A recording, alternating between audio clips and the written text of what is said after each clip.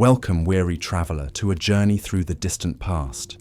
As you settle in for a night's repose, let us transport you to a time long ago, an age of kings and castles, of chivalry and cruelty. This is the medieval era, a world far removed from our own, yet one that has shaped the course of history in profound ways. Before we begin our tale, I invite you to pause for a moment and share in the comments where in the world you're listening from, and what time of day it is for you right now. It's a simple pleasure, but one that connects us across the miles and hours. If you enjoy these quiet excursions into the annals of history, be sure to subscribe so you never miss a bedtime story. Now, make yourself comfortable, dear listener. Dim the lights, fluff your pillow, and let your cares drift away as we embark on a journey to a distant time and place. Breathe deeply, and let the worries of the modern world fade into the mists of history. Tonight our story takes us to medieval Europe, a land of great beauty and great brutality. It was a time of soaring cathedrals and squalid hovels, of courtly love and cruel punishments. In this age, justice was swift and often merciless, with little regard for the rights of the accused. The concept of innocent until proven guilty was still centuries away, and the methods used to extract confessions were grim indeed. But before we delve into the darker chapters of medieval history, let us first set the scene. Imagine a world lit only by fire, where the flickering glow of torches and candles casts long shadows on stone walls. A world where the clang of swords and the thunder of hoofbeats are everyday sounds, where life is cheap and death is always close at hand. In this world, the social order was rigidly defined, with the nobility at the top and the peasantry at the bottom. The church wielded immense power, both spiritual and temporal, and to defy its edicts was to risk not only earthly punishment, but eternal damnation. It was a world of absolutes, where right and wrong were starkly defined, and where the wages of sin were all too often paid in blood. Against this backdrop, the mechanisms of justice took on a particularly brutal cast. Prisons as we know them today did not exist. Instead, the accused were held in dank dungeons, often in chains, until their fate was decided. Trials, when they occurred at all, were often little more than a formality, with the outcome predetermined by the whims of the powerful. And the punishments. The punishments. They were as varied as they were cruel, ranging from the merely humiliating to the utterly horrific. In the coming hours, we'll explore some of the most notorious methods of medieval discipline, from the stocks and pillory to the rack and the stake. But fear not, gentle listener.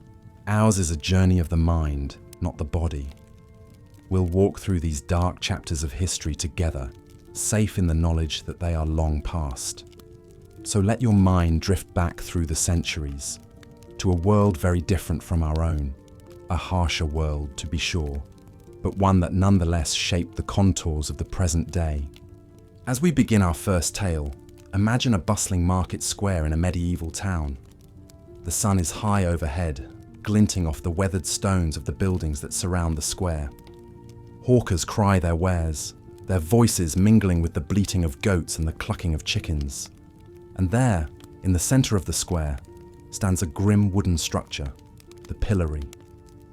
A man is locked into the device, his head and hands protruding through the holes in the rough-hewn boards. His face is beet red with humiliation and anger as a jeering crowd pelts him with rotten vegetables and dung. This is his punishment for petty theft, a few hours of public shame and degradation. The pillory and its cousin, the stocks, were a common sight in medieval towns and villages. They were used to punish a wide range of offences, from stealing and public drunkenness to more serious crimes like blasphemy and sedition. The goal was not only to inflict physical discomfort, but to expose the offender to the scorn and mockery of his neighbours. Imagine the hapless thief in our market square. his pride and dignity stripped away as he endures the taunts and insults of the crowd. The stench of the refuse thrown at him mingles with the sweat and grime of his unwashed body, and the summer sun beats down mercilessly on his unprotected face and neck. Yet, as uncomfortable as a few hours in the pillory might be, it was far from the worst fate that could befall a criminal in medieval times. Indeed, public humiliation was often seen as a lenient punishment, reserved for minor offences and first-time offenders. For those who ran afoul of the law more seriously or repeatedly, a harsher form of public shaming awaited: branding. In this brutal practice, a red-hot iron was used to sear a permanent mark into the flesh of the condemned, usually on the face, hand, or chest. The mark was a visible sign of the person's crimes, one that would follow them for the rest of their lives. Consider the tale of a young woman named Agnes, convicted of adultery in the 14th century England. As punishment for her sin, she was sentenced to be branded on the cheek with the letter A. The iron was heated until it glowed cherry red, then pressed firmly against her flesh, sizzling and smoking as it seared the mark into her skin. The pain must have been excruciating, but it was nothing compared to the shame and ostracism that Agnes would endure for the rest of her days. In a close-knit medieval community, such a visible mark of dishonour was a virtual death sentence, condemning her to a life of poverty and isolation. As the screams of the branded adulteress echo in your mind, let us leave the market square behind and venture deeper into the heart of medieval justice. Our next stop is a place of darkness and dread, where the cries of the condemned mingle with the creak of rusty hinges and the drip of water on stone. We are entering the dungeon, a staple of every medieval castle and keep. These subterranean chambers were more than just prisons. They were places of torment, where the unfortunate souls who had fallen foul of their betters were subjected to unspeakable agonies in the name of justice, or more often, vengeance. Picture a narrow winding staircase, descending deep beneath the earth. The air grows colder and damper with every step, until at last you emerge into a cavernous space lit only by the guttering flame of a single torch. The walls are damp and slimy with mould, and the floor is strewn with rotting straw and the bones of long-dead prisoners. And there, in the flickering half-light, you see them. The instruments of torture, arrayed like a hellish orchestra waiting to play a symphony of pain. There are racks and wheels, iron maidens and thumbscrews, each designed to inflict the maximum amount of suffering on the fragile human form. One of the most feared of these devices was the rack, a wooden frame equipped with rollers and ratchets that could stretch a person's body to the breaking point. Literally, the victim's wrists and ankles would be fastened to the rollers, and then the torturer would turn the handles, slowly and inexorably, pulling the limbs in opposite directions. Imagine the agony of feeling your joints pop and your muscles scream as your body is stretched beyond its limits. Imagine the sickening sound of tendons snapping and bones cracking under the relentless pressure. And imagine the chilling realization that your tormentors can keep going, ratcheting up the tension until your body is torn asunder. Such was the fate of countless unfortunate souls in the dungeons of medieval Europe. One such victim was a man named Thomas, arrested on suspicion of treason against his king. Thomas was a minor nobleman, accused of plotting to overthrow the monarch, a charge he vehemently denied. But his protestations of innocence fell on deaf ears. Thomas was dragged down to the castle dungeon, stripped of his finery and thrown roughly onto the rack. As the torturers turned the handles and his limbs began to stretch, Thomas screamed out his innocence, begging for mercy. But there was no mercy to be found in that dark and terrible place. The torturer kept turning, and Thomas's screams turned to shrieks of agony as his shoulders popped out of their sockets and his joints began to separate. In the end, he confessed to anything and everything his tormentors wanted to hear. desperate to end the unimaginable pain. Thomas's fate was sealed by his confession, extracted under the most brutal of circumstances. He was dragged from the rack, a broken and bloody ruin, and taken to the executioner's block, where his head was struck off with a single blow. His body was then quartered and displayed on the city walls as a warning to others who might dare to defy the king. As horrible as the rack was, it was far from the only instrument of torment in the medieval torturer's arsenal. Another particularly gruesome device was the strappado, a kind of reverse hanging that put an excruciating strain on the victim's arms and shoulders. In this torture, the victim's hands were tied behind their back, and then they were hoisted into the air by a rope attached to their wrists. The sudden jerk as they were lifted off the ground was enough to dislocate the shoulders, causing intense pain and making it nearly impossible to breathe. But the strappado was more than just a way to inflict pain. It was also used as a method of interrogation.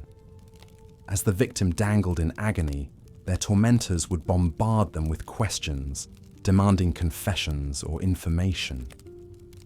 The combination of pain and suffocation often proved too much to bear, and many a prisoner broke under the strain, babbling out whatever their interrogators wanted to hear. One particularly chilling account of the strappado comes from the memoirs of a 14th century Italian soldier named Giovanni. Captured by his enemies and accused of spying, Giovanni was subjected to repeated rounds of the strappado, each more agonizing than the last. In his own words, Giovanni describes the sensation of being hoisted into the air, his arms wrenched behind him at an impossible angle. He writes of the searing pain in his shoulders, the feeling of his muscles tearing and his bones grinding against each other. He speaks of the panic that set in as he struggled to breathe, his chest compressed by the weight of his own body. Through it all, Giovanni's captors hurled questions at him, demanding to know the location of his army's camp and the plans of his commanding officers. And though he held out as long as he could, in the end, the pain was too much to bear. With a choking sob, Giovanni betrayed his comrades, telling his tormentors everything they wanted to know. For his treachery, Giovanni was spared the worst of the punishments that awaited captured spies. But the memory of his ordeal in the strappado haunted him for the rest of his days, a reminder of the depths of human cruelty and the fragility of the human will. As the night wears on and your eyelids begin to droop, let us turn from the grim spectre of torture to the final, irrevocable punishment, death. In the medieval world, executions were a common sight, meted out for crimes ranging from theft and heresy to treason and murder. One of the most common methods of execution was also one of the simplest: beheading. Reserved primarily for nobles and those of high rank, beheading was seen as a relatively quick and merciful way to die, especially compared to some of the more gruesome alternatives. But even beheading could be botched, as the tragic tale of Mary, Queen of Scots, attests. Condemned to death for plotting against her cousin, Queen Elizabeth I of England, Mary faced her fate with regal composure, even making a joke as she laid her head on the block. "I have never had such grooms before to make me unready," she quipped, referring to the men who had helped her remove her outer garments. But Mary's composure was shattered when the executioner's first blow missed her neck entirely, striking the back of her head instead. Stunned and bleeding, Mary nevertheless remained conscious as the executioner readied himself for a second blow. This time, the axe found its mark, but only partially, becoming lodged in the Queen's neck. It took a third blow to finally sever Mary's head from her body, ending her life in a grisly and ignominious fashion. For those of lower rank, hanging was the usual method of execution. Crowds would gather to watch as the condemned were led to the gallows, their hands bound and their necks encircled by rough hemp rope. The executioner would place the noose around their neck, positioning the knot just so, and then, with a sharp tug, send them plummeting through the trap door to their death. In theory, A properly carried out hanging was supposed to result in a quick death by broken neck. But all too often, things did not go according to plan. Ropes could break, knots could slip, and instead of a swift end, the condemned would be left to strangle slowly, their bodies jerking and twitching in a grotesque dance of death. And then there were the truly horrific methods of execution, reserved for the worst of the worst, the heretics, the traitors, and the depraved. One such punishment was pressing, a slow and agonizing way to die that involved placing heavy stones on the victim's chest until they suffocated or their ribs collapsed. This was the fate of Margaret Clitheroe, a Catholic woman living in Elizabethan England, when practicing Catholicism was forbidden. Margaret was arrested for harboring Catholic priests in her home, a crime that carried the death penalty. But Margaret refused to plead guilty or not guilty to the charges, knowing that doing so would implicate her children and servants in her crime. Instead, she remained silent, even as the judge ordered her to be pressed to death. The method of Margaret's execution was particularly cruel. She was stripped naked and laid on the ground, a sharp stone placed beneath her back. Then, a door was placed on top of her, and heavy stones were piled on top of it, one by one, until the weight crushed the life from her body. Through it all, Margaret remained silent, even as the stones ground into her flesh and her bones began to crack. Her last words, uttered as the weight of the stones bore down upon her, were a prayer. Jesus, have mercy on me. Margaret's story is a tragic one, but it is also a testament to the power of faith and the endurance of the human spirit in the face of unimaginable suffering. And as we continue our journey through the dark annals of medieval punishment, we will encounter many more such tales of bravery and resilience in the face of cruelty and despair. But for now, dear listener, let us take a moment to rest and reflect. The hour is late, and the darkness presses in around us, heavy with the weight of centuries past. As you drift off to sleep, let your mind wander back to the grim dungeons and blood-soaked scaffolds of the medieval world, secure in the knowledge that those days are long gone, and that the sun will rise on a brighter, more just tomorrow. And when you wake, remember the tales we have told and the lessons they hold for us still. For though the world has changed much since the days of racks and iron maidens, the human capacity for cruelty and courage remains the same. It is up to us, in our own time, to choose which path we will follow, the path of brutality and fear, or the path of compassion and hope. But for now, dear listener, rest.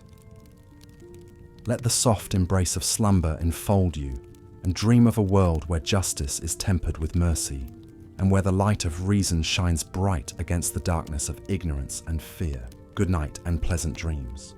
Let us now turn to some of the most notorious executions in medieval history, those that aim to prolong the victim's agony as long as possible before finally granting them the mercy of death. Perhaps the most iconic of these is burning at the stake. The image of a condemned heretic or witch tied to a wooden post, consumed by hungry flames, has been seared into the collective imagination through countless depictions in art, literature, and film. But the grim reality was even worse than anything celluloid could conjure. The convicted prisoner would be led out to the town square, where a pyre had been erected. Bundles of dry firewood were stacked high, with a sturdy stake driven into the center. The victim's hands were bound behind them, and they were tied securely to the post, so there could be no hope of escape. Imagine the scene. A jeering crowd gathered to watch the spectacle, their faces flickering red and orange in the firelight. The wood is set alight, and the kindling quickly catches, sending tendrils of black smoke curling into the evening sky. The fire licks higher, crackling and spitting, until it fully envelops the helpless figure at its heart. Depending on the direction of the wind and the moisture in the wood, death could be mercifully quick. Smoke inhalation, rendering the victim unconscious before the flames truly began their terrible work. More often, though, it was an agonizingly protracted affair. A slow roasting, flesh blackening and peeling away to expose the raw muscle beneath, eyeballs bursting in the heat, fluids boiling and evaporating until finally, mercifully, the heart ceased its frantic beating. One cannot help but shudder to imagine the sheer horror and pain endured by the likes of Joan of Arc, the young French warrior woman burned for heresy in 1431, or the 20 Anabaptists executed at the stake in Salzburg in 1528. Even the most stoic prisoner could not help but scream as the hungry flames consumed them. And yet, as awful as death by burning was, it was not the most prolonged or inventive form of execution dreamt up by the cruel minds of the Middle Ages. That dubious honour may well belong to the breaking wheel. A thick wagon wheel would be repurposed into an instrument of unimaginable brutality. The condemned would be spread-eagled on the ground, limbs extended, and the heavy wooden wheel placed on top of them. Then, the executioner would methodically smash the victim's arms, legs, shoulders, and hips with a massive iron hammer, shattering the bones into splinters. This was no swift, clinical breaking.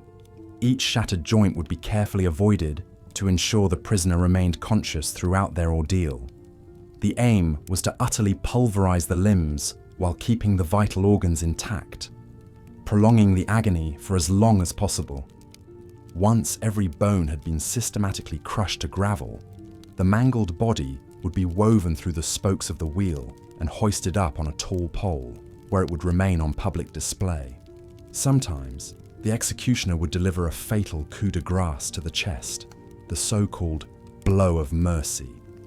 More often, though, the broken thing that had once been human would be left to the mercy of the elements and the carrion birds. By some accounts, it could take days for them to succumb to blood loss, shock, and dehydration under the burning sun. Imagine the sight of ragged crows perching on that shattered ribcage, picking at the jellied eyes and lolling tongue. One of the most detailed accounts we have of a medieval wheel execution comes from 1589. A notorious gang leader named Chrisman Ganipatenga was captured after years of banditry. Broken on the wheel in the town square of Bedburg, Germany, his ghastly remains were mounted on a pole along a major road as a grim warning to other would-be highwaymen. Such public executions served as a form of dark theatre in medieval times, a reminder of the price to pay for crossing those in power. But not every felon was granted the twisted mercy of a public send-off. For some, death would come far from the eyes of the crowd, but no less gruesomely. Deep in the bowels of the castle dungeon, a cauldron bubbles over a roaring fire. Foul-smelling steam wafts up from its churning depths. A stripped prisoner, hands bound, is led to the edge by grim-faced torturers. Perhaps he shudders in the dank chill. Perhaps he whimpers a last desperate plea for clemency. It will avail him naught. With rough hands, he is grasped and lifted over the lip of that terrible vat. Its contents are not water, but molten lead, boiling oil, or even burning pitch. He has only a moment to draw a final breath before he is plunged down into the scalding soup and held under, thrashing and writhing. The searing agony is unimaginable as the boiling liquid closes over him, forcing its way into eyes, nostrils, mouths, sizzling through hair and skin. Blisters erupt instantly, flesh sloughing off in pale strips to float on the surface. Trapped screams bubble up in the roil, unheard by any except the hardened executioners. Death is not instantaneous even now. It takes long minutes before the jerking and twitching ceases, before the prisoner's nerves are seared away and their brain finally boils in its skull. Only when the corpse is utterly still do the torturers draw it out with long metal hooks, unrecognizable, steam rising from the reddened ruin.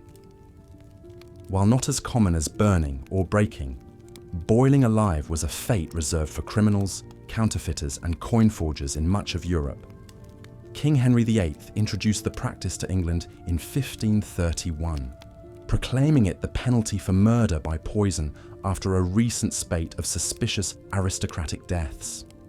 It is difficult to fathom the sheer depths of cruelty and sadism plumbed by the medieval mind in devising such punishments. But perhaps no method of execution quite exemplifies the dark ingenuity and ruthless brutality of the age as that inflicted upon the most hated and notorious traitors: hanging, drawing, and quartering. To our modern ears, it sounds almost absurd in its Baroque excess, an execution so elaborate and convoluted it defies belief. Yet this ritual butchery was enshrined in English law from the 13th century all the way up until 1867. The condemned man would first be tied to a hurdle, or wooden frame, and drawn by horse to the site of execution, usually a major crossroads or public square for maximum visibility. He was then hanged by the neck, but cut down and revived before the fatal asphyxiation could occur. Thus began an ordeal of such grotesque and unthinkable savagery, it is difficult to conceive of the minds that birthed it. The half-strangled traitor was stripped naked and splayed out before the bloodthirsty crowd. The executioner then took up a sharp blade and slit open his belly, reaching in to pull out yards of slippery intestine and steaming viscera.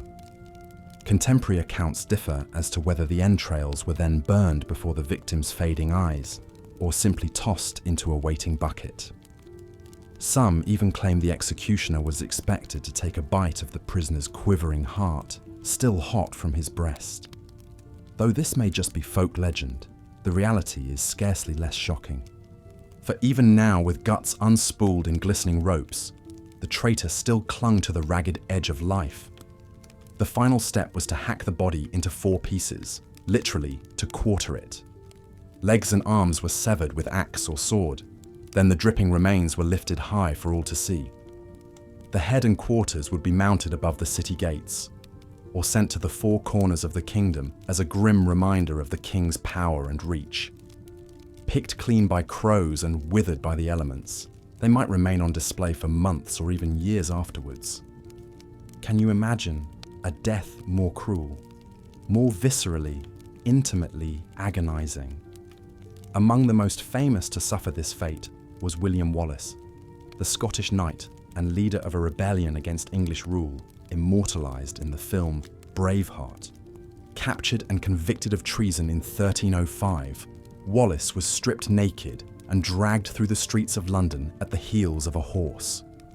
He was then hanged, drawn and quartered, with his head dipped in tar and displayed on London Bridge, and his limbs sent to the 4 corners of the country as a warning against insurrection. While the depiction of his execution in Braveheart was mercifully brief, the real Wallace's ordeal likely stretched out for most of a day, every bit of it racked with unimaginable pain. That he was able to stoically endure such prolonged and inventive torment is astonishing. And yet, as we've seen, Wallace's grisly fate was not unique. Throughout the medieval period, untold numbers suffered similar agonies, whether in town squares at the hand of kings or in lonely dungeons under fell lords. The vicious ingenuity employed in these cruel and unusual punishments is chilling to contemplate. Perhaps it speaks to some dark recess of the human imagination, a morbid fascination with suffering and death that found its ultimate expression in these theatrically ghastly displays of power and brutality. How else to explain such a prodigious investment of effort and creativity in devising newer and more agonizing ways to bid farewell to life? And yet, from our vantage point across the centuries, there is something almost comically absurd about the medieval approach to execution. As if in their zeal to inflict the ultimate penalty, they lost sight of the essential fact of mortality, that all lives, whether taken swiftly or sadistically, end the same. The headsman's axe and the torturer's pincers alike deliver their victims to the same dark door. No degree of agony can alter that fundamental truth. In a sense, those who died quickly and cleanly under the sword or at the end of a rope were fortunate. Their suffering was brief, their ultimate fate no different than those who perished on the wheel or in the flames. And so we come to the end of our grim accounting of medieval cruelty. These barbaric practices may seem remote to us now, artifacts of a darker age when life was cheaper and power expressed itself through spectacle and savagery. Yet it behooves us to remember that the human capacity for cruelty and violence is far from extinct. The specific techniques may have changed, but the underlying impulses that animated the medieval torturer are still with us, in war zones and interrogation rooms and dark places where the strong prey upon the weak. If there is a lesson to be drawn from these blood-soaked pages of history, perhaps it is this: that we must be ever vigilant against our own worst impulses and work to build a society where such wanton cruelty is consigned to the past. A world where justice is tempered by mercy, and where we need not look over our shoulders in fear of the sword or the stake. It is a noble goal, if perhaps an elusive one. But as we drift off to sleep, let us dream of that better world and resolve to do our small part in making it a reality. Let the grim spectres of the breaking wheel and the boiling cauldron fade into the mists of history, and let us embrace a future where every life is cherished, and none need live in fear of such horrors. For even the most hardened medieval executioner was once a child who dreamed of a gentler world. Perhaps, in honouring that innocent yearning, we can finally lay the ghosts of their victims to rest and build a society worthy of their memory. A society where cruelty is the exception, not the rule, and where justice is tempered by wisdom and compassion. It's a beautiful thought to fall asleep to, isn't it? That as we slumber, the world turns slowly towards the light. That with each generation, we move further from the shadow of the dungeon and the pyre, and closer to a world where every life is sacred. So let us bid goodnight to the spectres of history, secure in the knowledge that their suffering was not in vain. That by remembering their fates, we honour their lives and recommit ourselves to building a world where such horrors are but a fading nightmare, banished by the dawning of a brighter day. Sleep well, dear listener, and dream of a kinder, gentler world to come. As we've seen, the medieval period was an era of harsh justice and brutal punishments. Public humiliation, torture, and gruesome executions were all too common, striking fear into the hearts of would-be criminals and the general populace alike. One notorious method of execution that combined slow, agonizing death with public spectacle was being hanged, drawn, and quartered. This punishment was reserved for the most serious crime, high treason against the king. The appalling process began with the condemned being tied to a wooden hurdle and dragged by a horse to the place of execution, often over rough cobblestones that would leave them bruised and bloodied before they even reached the gallows. Once there, the victim would be hanged by the neck, but cut down while still alive. Then the real brutality began. The executioner would slice open their abdomen and cut out their entrails and genitals, tossing them into a fire. The crowd would watch in morbid fascination as the prisoner's organs burned and they slowly died from shock and blood loss. But it wasn't over yet. Finally, their body would be cut into quarters, chopped apart with an axe. The head and quarters would often be sent to various parts of the country to be displayed as a warning against treason. Few who suffered this atrocious fate are as famous as William Wallace, the Scottish rebel leader portrayed by Mel Gibson in the film Braveheart. Wallace was a thorn in the side of English rule, leading a resistance against their occupation of Scotland in the late 13th century. After waging guerrilla warfare for years, Wallace was finally captured and brought to London to face the wrath of King Edward I. Defiant to the end, Wallace refused to swear fealty to the English king and submit to his authority over Scotland. For this, he was condemned as a traitor to be hanged, drawn, and quartered. In August 1305, Wallace was dragged through the streets of London to the Elms at Smithfield. There, he was hanged but cut down while still breathing. As he lay dazed, his abdomen was sliced open and his entrails pulled out before his eyes. They were burned in a fire as Wallace supposedly uttered his last words: "I could not be a traitor to Edward, for I was never his subject." With his intestines smouldering, Wallace finally expired. His body was then hacked into 4 pieces. His preserved head was impaled on a spike and displayed at London Bridge, while his limbs were sent to Newcastle, Berwick, Stirling, and Perth as a warning to other Scots. It was a horrific end for a man who had fought so fiercely for Scotland's independence. Wallace's gory execution may have made him a martyr, but it succeeded in snuffing out further Scottish rebellion for a time. However, the brutality of his death, even by medieval standards, reveals the true cruelty of the era's justice system.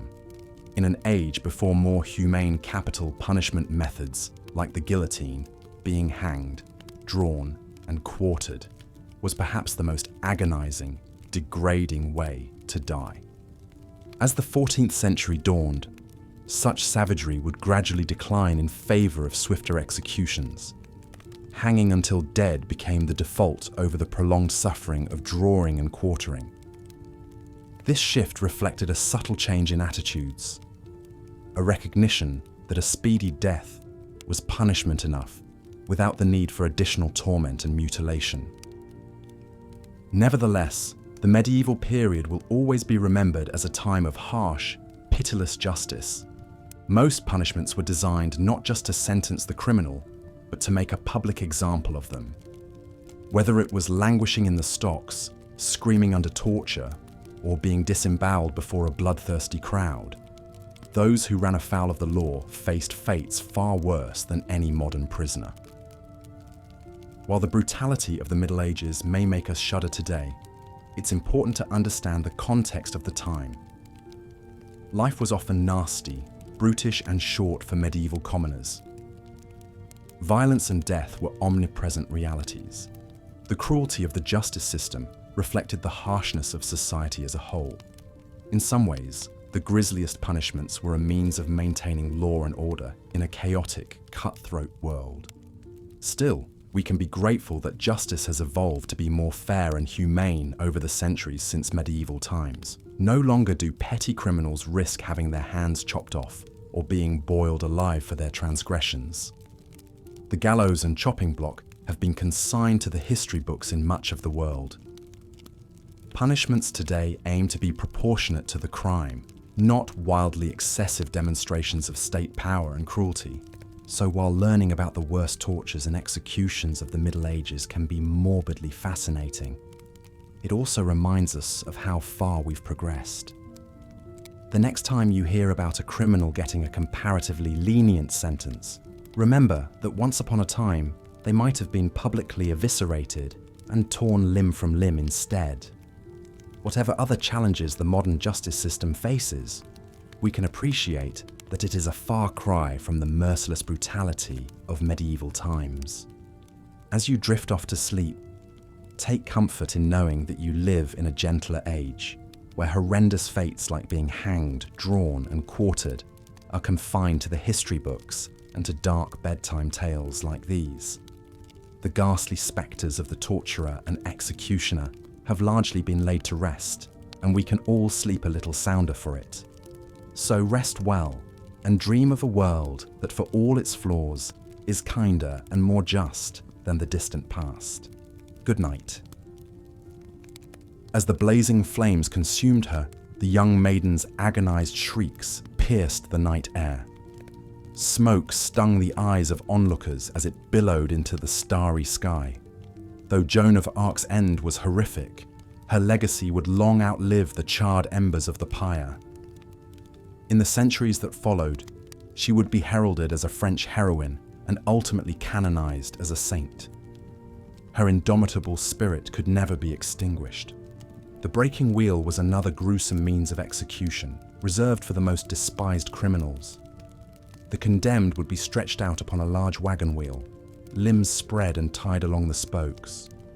With slow, methodical swings, the executioner would shatter the victim's bones with a heavy iron cudgel. The awful crunching of pulverized limbs and anguished wails rent the air. After the dreadful deed was done, the mangled bodies were often left tied to the wheel and hoisted up on a tall pole, displayed as a grim warning to other would-be malefactors. Crows would peck at the flesh of these wretches as they expired in slow agony under the merciless sun. One can only imagine the baleful stares of their lifeless eyes, silently cautioning passers-by against the steep cost of wickedness. Among the most vicious of execution methods was being boiled alive. The accused, frequently coin forgers or poisoners, would be submerged in a great cauldron of scalding water, oil, or even molten lead in some cases. As one might expect, the shrieks of these ill-fated souls were said to be almost unbearable to witness. In 1542, Margaret Davy, a servant in England, met such a macabre demise. She was convicted of fatally poisoning a man named John Burrell, her master. For this treacherous act, the sentence was to be boiled to death at Smithfield. As she thrashed and howled in the bubbling vat, the ghastly scene must have seared itself into the memories of all who watched. Her blistered skin sloughed away in gruesome strips as the life ebbed mercifully from her broiled body. Arguably, the most atrocious and demeaning of all execution methods was hanging, drawing, and quartering. This unholy trinity of capital punishment was reserved for the high crime of treason against the crown. The process was essentially a prolonged ritual of butchery designed to inflict the maximum amount of suffering and shame. The accused traitor would first be hauled to the gallows by a hurdle or wooden panel, often upside down, as jeering crowds pelted them with rotten fruit and manure. A noose would then be tightened around their neck, but not so much as to mercifully break it. They'd be hoisted up to slowly strangle, but cut down before sweet death could claim them. What followed next was a veritable abattoir of horrors. The condemned would be disemboweled alive, their entrails yanked out and tossed into a fire. The executioner would then hack the body into 4 pieces with an axe. Often, the head would be dipped in tar to preserve it, then mounted on a spike as a warning to other potential traitors. The remaining severed quarters of flesh might be sent to the far corners of the kingdom as a grisly display of the sovereign's wrath. Perhaps the most famous recipient of this brutal punishment was Scottish knight William Wallace. Braveheart, as he was known, led a bloody rebellion against English rule in the late 13th century. After his capture, Wallace was condemned to be hanged, drawn, and quartered for high treason against King Edward I. According to contemporary accounts, Wallace was dragged naked by a horse to the Elms at Smithfield. There, he was hanged, but cut loose while still alive. His genitals were cut off and burned before his eyes. His belly was then sliced open and his intestines and heart torn out. As a final indignity, Wallace's decapitated head was set on London Bridge, while his limbs were displayed in Newcastle, Berwick, Stirling, and Perth as a dire warning to other would-be agitators. Though his mortal form was desecrated, William Wallace's fierce Scottish pride has lived on for generations. From flaming pyres to bubbling cauldrons, medieval executions were a theatre of cruelty. These harrowing punishments to our modern sensibilities showcase the savagery of that era's justice system. And yet, for centuries, the meting out of such vicious sentences was a widely accepted facet of civilized society. Rulers used these ghastly public spectacles to assert their power, to deter crime, and to quell dissent among their subjects. We've come a long way since those dark days, when a merciful end was not a right, but an expensive privilege. Today, the notion of death by torture, of having one's limbs pulverized and entrails ripped out before a cheering crowd, seems not just macabre, but unthinkable. How fortunate are we to live in more enlightened times, when human dignity is an inalienable truth and justice, though still imperfect, strives for impartiality and clemency. And yet, as we drift off to sleep, perhaps we might spare a thought for those poor wretches of yesteryear, the broken, the burned, the boiled, and the butchered. Though their suffering was immense, they were no less human than we who slumber peacefully in the here and now. In our dreams, let us grant them the mercy and grace that their own era so cruelly denied them. Let us remember always the hard-won humanity we now cherish, and the barbarism we've blessedly left behind. Good night, dear listener, and may your dreams be gentle and just.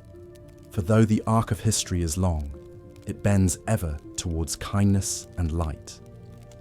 In that comforting thought, let us find our rest, sleep well, until the morrow comes. As the gruesome spectacle of William Wallace's execution fades into history, we turn now to consider the broader tapestry of medieval justice.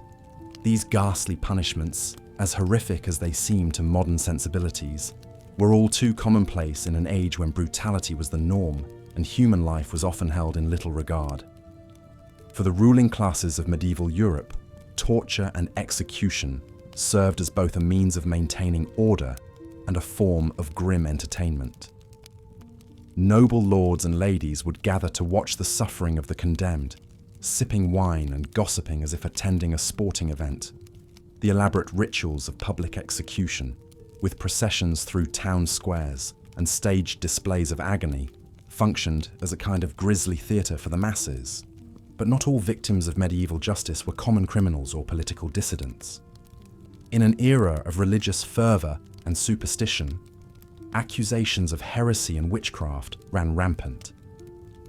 Across Europe, the flames of the Inquisition blazed as alleged practitioners of the dark arts were rounded up and subjected to brutal interrogation.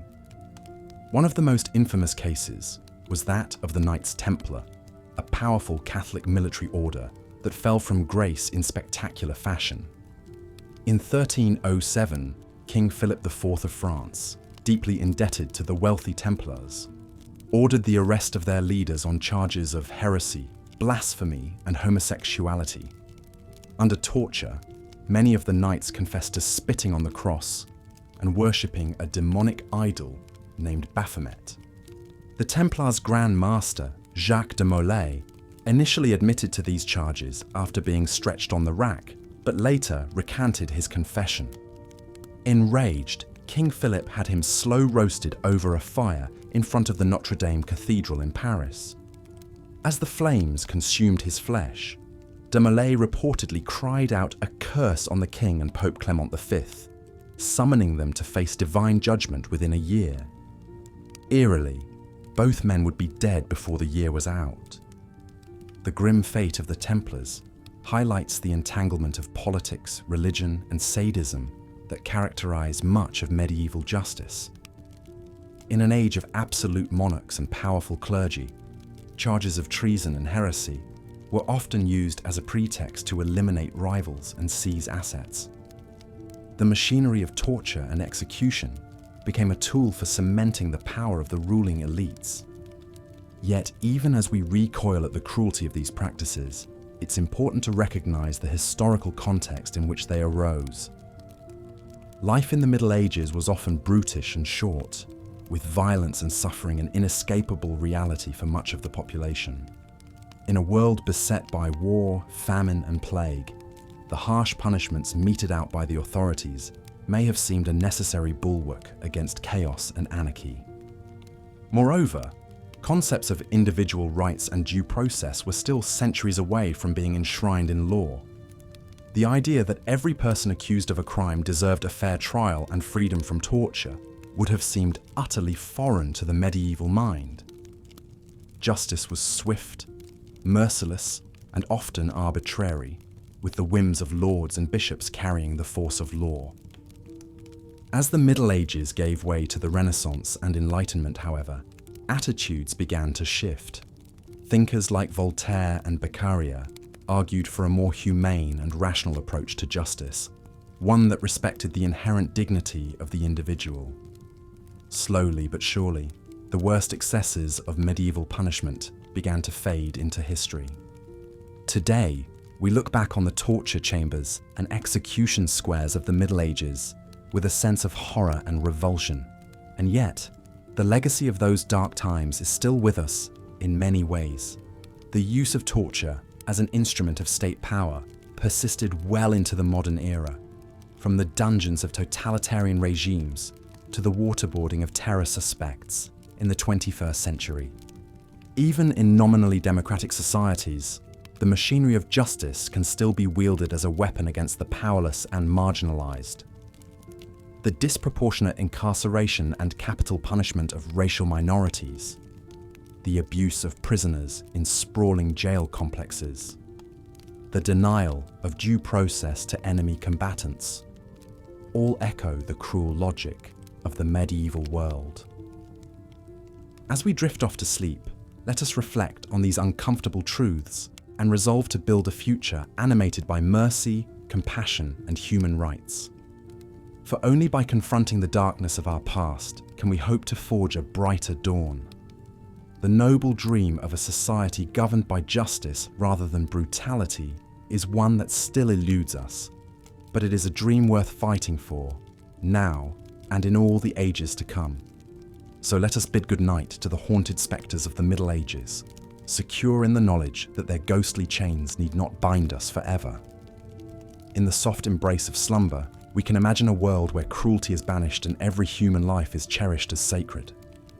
A world where the only confinement is the cozy confines of our bedchambers, and the only sentence is a long and restful night's repose. Sleep well, dear listener, and dream of better days to come.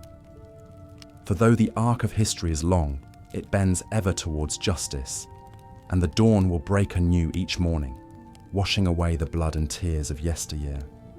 In this great turning of the ages, you too have a role to play, if only to bear witness, to remember, and to hope. Good night, and may your dreams be gentle. As we've seen, the breaking wheel was a particularly grim and gruesome medieval execution method reserved for the most hated criminals. The condemned would be tied spread-eagle to a large wooden wagon wheel, their limbs stretched out along the spokes. The executioner would then use a heavy iron hammer or bar to methodically smash the victim's bones, starting with the ankles and wrists and working inward.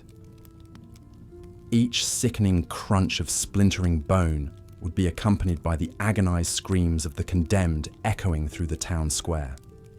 Shock and blood loss mercifully brought unconsciousness for some, while others endured the excruciating ordeal to the bitter end. With limbs shattered, the broken bodies were woven through the spokes of the wheel and hoisted up on a tall pole, left on grotesque display as a warning to other would-be criminals. One of the most famous cases of this macabre practice was the execution of Peter Stump in 1589. Stump was a German farmer accused of being a serial killer and werewolf who preyed on the villagers of Bedburg.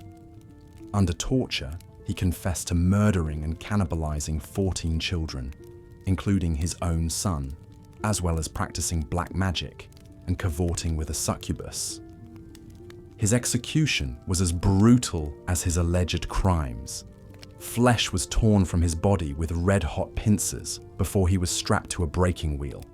Stump's limbs were systematically pulverized, but he remained conscious throughout, wailing in agony until an executioner finally beheaded him with a merciful stroke of the axe. His mangled corpse was burned at the stake, along with his daughter and mistress, who were deemed accomplices in his sorcery. While modern scholars question the legitimacy of Stump's confessions and the fairness of his trial, his ghastly fate upon the breaking wheel became an enduring part of werewolf lore and German folklore. His grisly demise stood as a vivid example of the cruel ingenuity of medieval executions. but even the breaking wheel paled in comparison to perhaps the most viscerally horrific execution method of the Middle Ages: boiling alive. The condemned was immersed in a large cauldron of water, oil, tar, or even molten lead, and slowly cooked to death over an open fire. The liquid would gradually scald and blister the skin, sloughing it from the flesh as the victim writhed and shrieked, the gruesome stench of boiling human fat filling the air. As with being burned at the stake, the torturous execution could drag on for an agonizingly long time, depending on the temperature of the liquid and how high above it the victim was suspended. Some perished quickly from shock, while others lingered in unspeakable suffering for up to 2 hours before finally succumbing. In England, boiling to death was a rare but recorded punishment for poisoners and counterfeiters from the 12th through 16th centuries.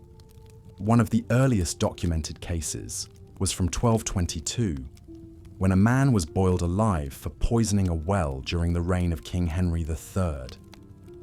A cook, convicted of poisoning the household of the Bishop of Rochester, met the same grisly fate by boiling in 1532. Perhaps the most infamous case was that of Richard Roos, the cook for the household of the Bishop of Rochester. In 1532, Roos was convicted of high treason for attempting to poison the bishop and his guests by adding a white powdery substance to a pot of porridge. Although his motive was unclear, and the poison may have been accidental, one of the bishop's servants died and others fell violently ill. By the standards of the time, his crime of treasonous poisoning warranted extraordinary punishment. Rose was sentenced to be boiled to death without benefit of clergy. Chronicles describe how he was stripped naked, suspended by his waist with ropes over a scalding cauldron, and slowly lowered in. His agonized screams filled the air, skin sloughing off in gruesome sheets, until he finally expired in the bubbling stew of his own making. The public spectacle of Rose boiled alive was said to have drawn a large, ghoulishly enthusiastic crowd to Smithfield that day. But it also marked the last time a criminal was boiled to death in England. The cruel practice was abolished by King Henry VIII later that same year in 1532. Stewing in boiling liquid was a longer and arguably even more agonizing way to die than burning at the stake. The victim would linger in searing, blistering torment, skin peeling away, for up to 2 hours before finally succumbing to shock or their organs fatally rupturing. The psychological dread, knowing there was nothing to do but wait in anguish for the end, must have been equally unimaginable. So ended the brief but horrific era of boiling alive in England.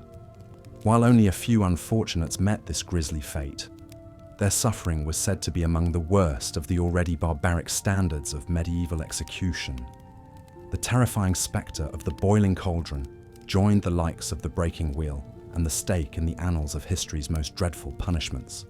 But perhaps the grimmest and most ignominious execution of all was saved for the worst crime a medieval citizen could commit: high treason against the crown. The disloyalty and betrayal of treason warranted a special kind of comeuppance, a soul-destroyingly brutal and humiliating death known as hanging, drawing, and quartering. The gory practice first arose in the 13th century England as a way to literally and figuratively unmake a traitor. The public spectacle began with the accused being tied to a wooden hurdle and drawn through the streets by a horse to the place of execution, usually a central square. Jeering crowds would throw rotten vegetables and stones at the condemned, adding shame to their torment. Once at the scaffold, the prisoner would be hanged by the neck, but cut down before death, merely to induce strangulation and near unconsciousness. Then the real cruelty began. Executioners would slice open the victim's abdomen and cut out his intestines and genitals, tossing them into a fire. The agony of disemboweling would shock many back to consciousness to witness their own innards burning. Finally, the head was chopped off and the body hacked into 4 pieces, dividing the traitorous person as they had sought to divide the kingdom. The severed head would be dipped in tar, and displayed on London Bridge or another prominent gate, a gruesome reminder of the king's wrath, while the quartered body parts were sent to the far corners of the realm as a similar warning to others. Hundreds of victims of England's medieval political intrigues suffered hanging, drawing, and quartering, though perhaps none as famously as the Scottish knight William Wallace in 1305. Wallace was a leader of the Scottish resistance against English occupation, popularised by the film Braveheart. Captured after a fierce fight, he was condemned to a traitor's execution in London. After being dragged behind horses to the gallows, Wallace was hanged by the neck, but cut down while still alive. Accounts vary on the exact order of mutilations that followed. Some say he was castrated, then disemboweled, then beheaded. Others report his stomach was sliced open first, so he could watch his own entrails burn before his genitals were cut off, and his heart was ripped out. Regardless, all agree it was obscenely gory and brutal, even by the cruel standards of the time. What remained of Wallace's corpse was then hacked into pieces. His tarred head was set on London Bridge, while his limbs were displayed in Newcastle, Berwick, Stirling, and Perth as a warning to other Scots who would oppose English rule.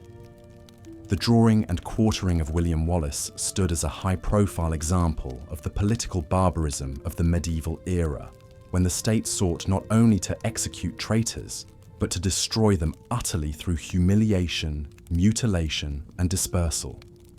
Many others met the same grisly fate over the centuries, though perhaps none as famously. While hanging, drawing, and quartering was nominally abolished in England in 1870, it had largely fallen out of practice long before then, with the last sentence being carried out in 1782. The condemned man was allowed to hang until dead before being posthumously cut down and beheaded, a small mercy. By the 19th century, such political violence came to be seen as distasteful and uncivilized, with the state apparatus of justice evolving to favour swifter, simpler, less grotesque forms of capital punishment. Thus concluded the long and grim history of England's worst execution method, hanging, drawing, and quartering. For centuries, it stood as the ultimate doom for traitors, a spectacle of suffering meant to punish not only the body, but the soul, to terrify the living and desecrate the dead. Like the breaking wheel, boiling alive, and other notorious tortures of the medieval era, it has passed into the darker corners of history, an echo of a crueler time when horrific pain and humiliation were the price of betraying one's king. As we've journeyed through some of the worst tortures and punishments of the Middle Ages, a central theme emerges: the use of spectacular public violence to enforce social and political control. Brutal executions were not just about punishing the individual condemned, but about sending a message to the masses. Gruesome displays of the consequences of crime aimed to shock and scare people into obedience to the state, church, and monarch. But the extreme cruelty also reflected the precariousness of those medieval power structures. In an age of widespread poverty, inequality, and discontent, authorities lived in fear of rebellion and dissent from the populace. They knew that there were always vastly more commoners than elites, and the people could rise up if pushed too far. Grisly executions were a way to perform dominance and cow the citizenry into cowed compliance. The psychology of the crowd at public executions was a strange and complex thing. Though many likely watched with genuine horror, others derived a kind of grim satisfaction or even entertainment from the proceedings. Public mutilation and killing offered a brief catharsis and spectacle in lives that were otherwise short, hard, and dreary. The community came together to collectively purge a transgressor, scapegoat an evil, and vicariously experience some of the primal human fascinations with violence and death. Public executions also appealed to the inveterate human desire to feel morally superior. By literally placing a condemned criminal physically below them on the scaffold, the masses could reassure themselves that they were righteous and worthy in comparison, even as they took a guilty, voyeuristic thrill in the gruesome show. It was a way to make sense of a harsh world and find some symbolic justice in the punishment of others. But not all executions were primarily about justice, as in the case of many accused heretics and religious minorities. The gruesome killing of Jews, Muslims, and accused witches was more about enforcing social conformity and purity than punishing any actual crime. Prejudice and paranoia fueled witch hunts and pogroms, with torture-induced confessions justifying horrific ends. The visceral suffering of burning was a physical manifestation of the eternal hellfire that supposedly awaited the souls of those who strayed from the one true faith. Yet for all their brutality, public punishments could also elicit some sympathy for the condemned. Watching a person endure extreme agony had a way of humanizing even the lowliest criminal. Some particularly prolonged executions, like the botched burning of a penitent woman, or the stoic resignation of a beloved community healer accused of witchcraft, could prompt a disturbing mix of grim satisfaction and uneasy pity in observers. It was this unsettling sense of complicity and shame that gradually eroded public appetite for the worst medieval execution methods.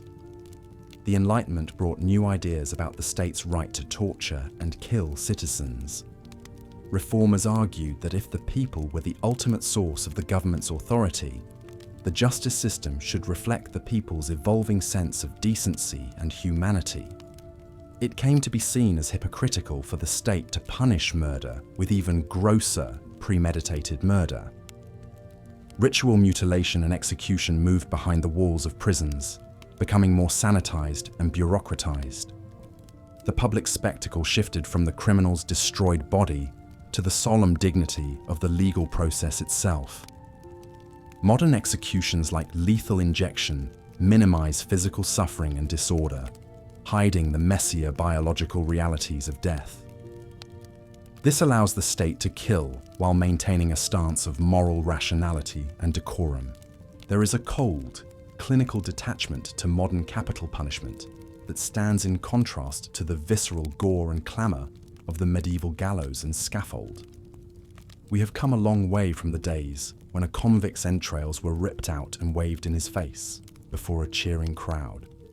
Yet we still grapple with many of the same fundamental questions about crime, punishment, and the right of the state to kill in the name of justice. Our sanitized executions behind prison walls may spare us the messy brutality of the past, but they can also allow us to avoid reckoning with the full gravity and enormity of the act. In a way, the sheer honest horror of medieval punishments forced society to confront the human costs of harsh justice in all its blood and agony. A burning or beheading was impossible to ignore, and its memory seared itself into the minds of all who witnessed it. So perhaps there is some value and necessity in revisiting these dark chapters of history, not to revel in the gore and suffering, but to remember the human capacity for both cruelty and endurance in the face of it. The tortured bodies and souls of the Middle Ages still have something to teach us about the ongoing quest to balance justice, morality, and power in our imperfect human societies. These dreadful torments may be consigned to history, but their echoes linger in our cultural consciousness and our continuing debates over crime and punishment. We are not so far removed from the medieval executioner's scaffold as we might like to believe. But in remembering the very worst of what we once inflicted on each other, we can renew our resolve to build a future of greater wisdom, mercy, and light. As we've seen, the medieval period was a time of harsh justice and brutal punishments. Even minor crimes could result in severe consequences, and those deemed the worst offenders faced unimaginably cruel fates. Public humiliation, torture, and execution were all too common in an age when life was often nasty, brutish, and short. One of the most influential figures in shaping medieval justice was King Henry II of England. Born in 1133, Henry was a powerful and ambitious monarch who sought to strengthen royal authority and establish a more centralized system of law. He introduced a number of key legal reforms, including the use of trial by jury and the appointment of professional judges to oversee cases. Henry's reforms laid the foundation for English common law, which would go on to shape legal systems around the world. However, his legacy is not without controversy. Like many medieval rulers, Henry could be ruthless in dealing with those who opposed him. In 1170, he famously clashed with Thomas Becket, the Archbishop of Canterbury, over the rights and privileges of the Church. According to contemporary accounts, an enraged Henry uttered words that were interpreted as a command to kill Becket. 4 knights, loyal to the king, rode to Canterbury Cathedral, where they brutally murdered the Archbishop as he prayed at the altar. Becket's martyrdom sent shockwaves through medieval Europe and left a lasting stain on Henry's reputation. As penance for his role in Becket's death, Henry was forced to perform a public act of humiliation. In 1174, he walked barefoot through the streets of Canterbury while being flogged by a group of monks.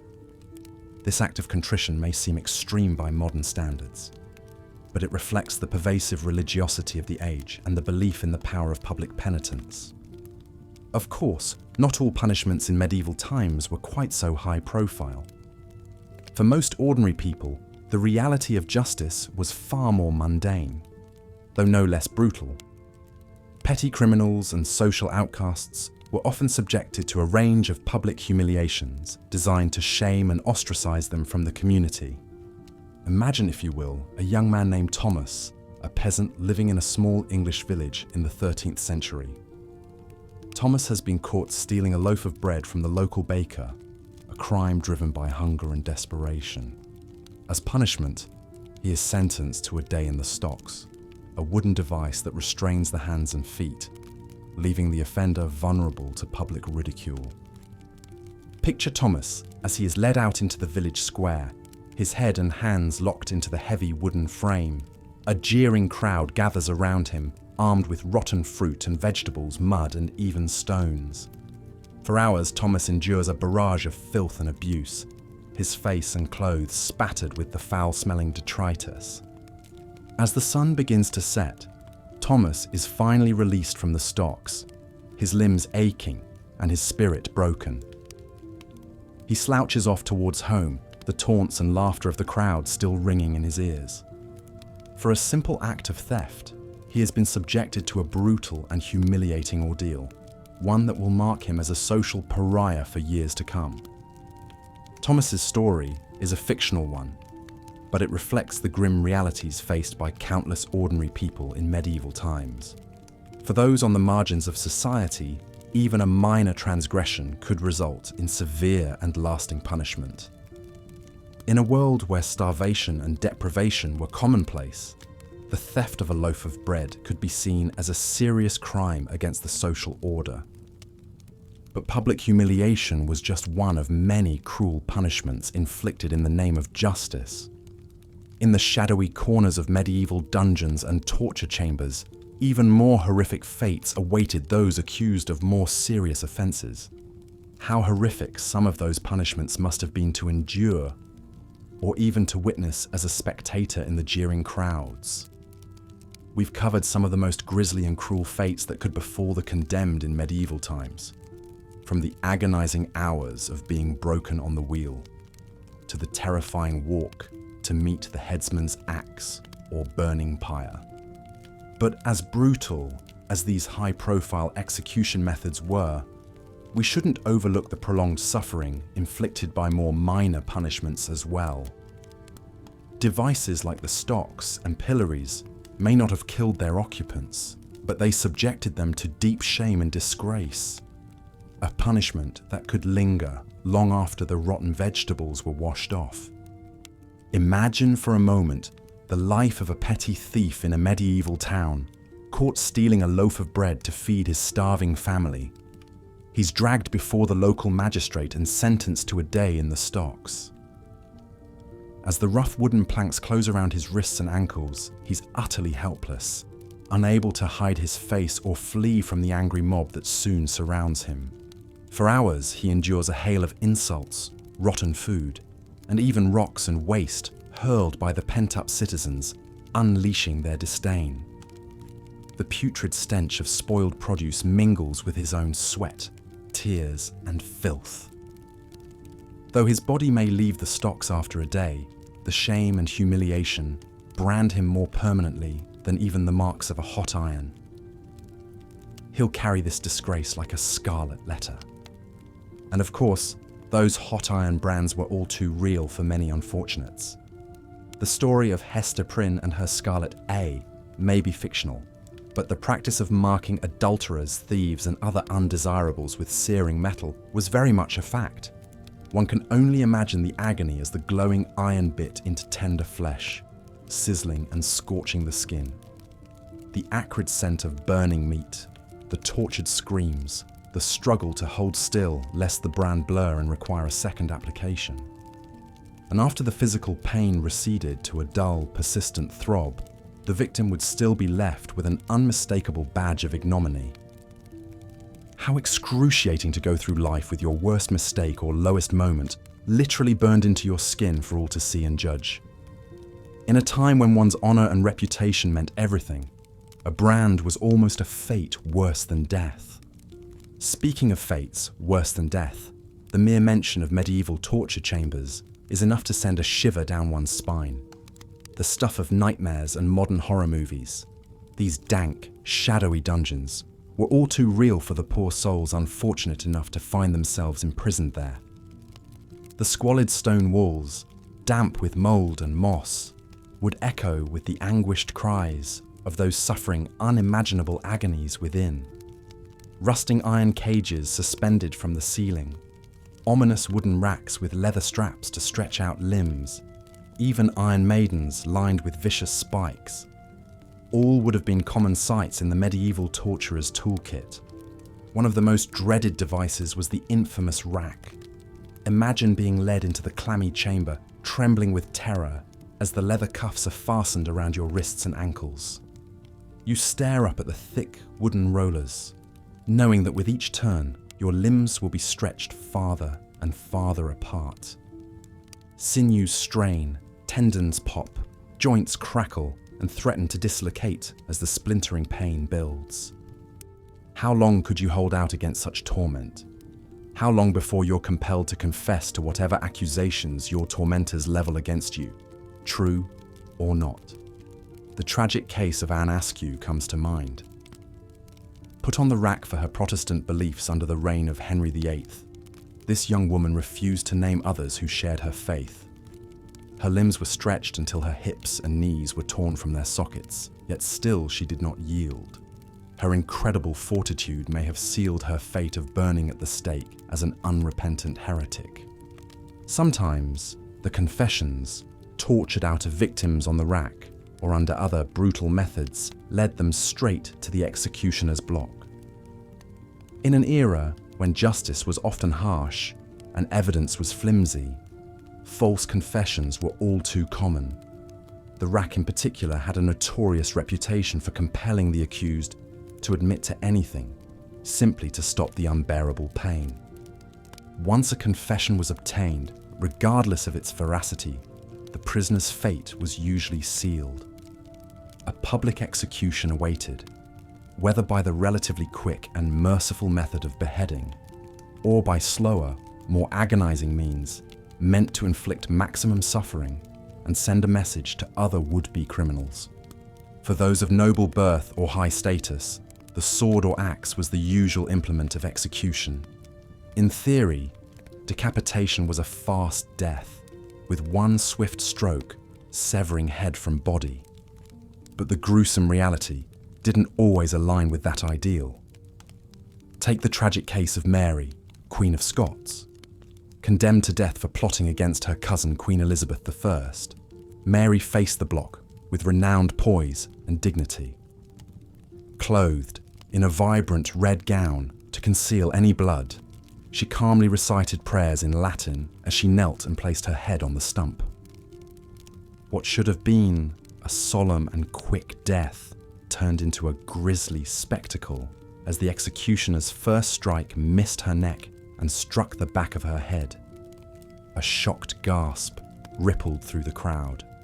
The second blow severed most of her neck, but still failed to fully decapitate. Only with a third strike could the axeman finally hack through the last sinews and gristle.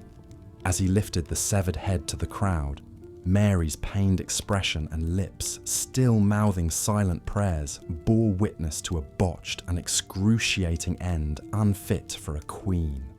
For commoners, hanging was a far more typical sentence, and one that usually went more according to plan, albeit no less gruesomely. The condemned would be led up to a tall wooden gallows, hands bound, a rough hemp rope noose draped heavily around their neck. A hooded executioner, a priest intoning last rites, and a gathered crowd of stern-faced witnesses set a somber scene. The trapdoor would drop open with a rattle of hinges, plunging the condemned through to dangle at the end of the rope. If the fall was long enough and the noose positioned just right, death would come quickly as the neck snapped. More often, though, the victim would kick and struggle in a macabre dance, slowly strangling to death with bulging eyes and a protruding tongue as the minutes dragged by. The crowd watched solemnly until the twitching stilled, and it was clear the deed was done. Death by hanging, the ignoble end of thieves, brigands, and peasant rabble.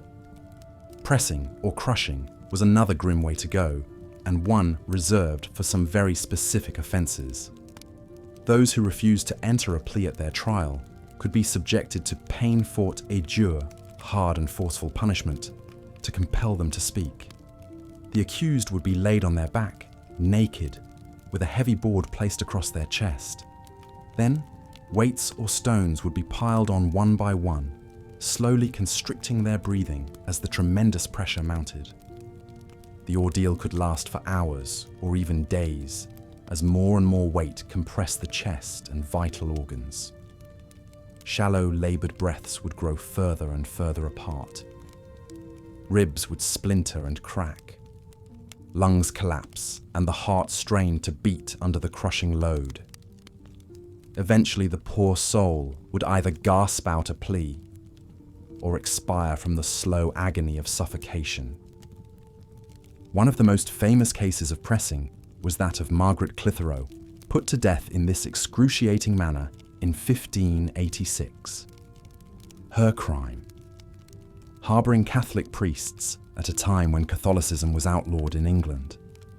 Stripped and laid between two doors, she was crushed under 800 pounds of rocks over the course of 15 minutes. Before she succumbed, her last words were to pray for the Queen's salvation. Her steadfast faith in the face of such brutality led to her eventual beatification as a martyr. Burning at the stake was another particularly dreadful way to die, the visceral opposite of the holy cremation that marked an exalted end in some cultures.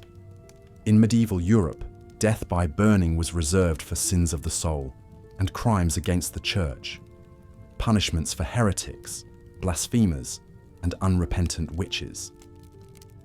The condemned would be led to a towering pyre stacked high with bundles of dry kindling and tar-soaked logs. A stout wooden post rose from the centre, adorned with iron shackles or chains. As the prisoner was bound tightly to the stake, priests would make one final attempt to extract a confession and reconciliation with the church, the only path to salvation for their mortal soul. Whether they recanted or stood firm, the results were the same. Unforgiving flames would soon envelop them. Imagine the tremendous heat from the roaring blaze lapping at your skin, scorching your feet, making each breath sear your lungs. Cinders and sparks sting your eyes as stinging, acrid smoke clogs your nostrils. As tongues of fire lick higher, they blister and blacken the skin, rupturing and peeling it away in gory flaps and strips. One can only pray that the caustic smoke suffocates and kills before the flames fully engulf the body. Such was the torturous fate of the famous Joan of Arc, the defiant young maiden who led the French army against the English. Condemned as a heretic for her brazen rebellion and insistence on male dress, she was burned at the stake in 1431 at the tender age of 19. In a final act of cruelty, her executioners raked back the flames when she was on the brink of death, so the gathered crowd could watch her expire. Her anguished cries of "Jesus" echoed in the square, long after the pyre collapsed to ash and embers. The rare punishment of boiling alive was every bit as shuddersome as burning, and then some.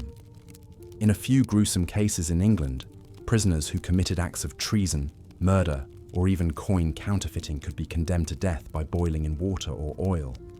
One of the most notorious instances was that of Richard Roos, the cook of an English bishop convicted of poisoning his master and several other unfortunate diners.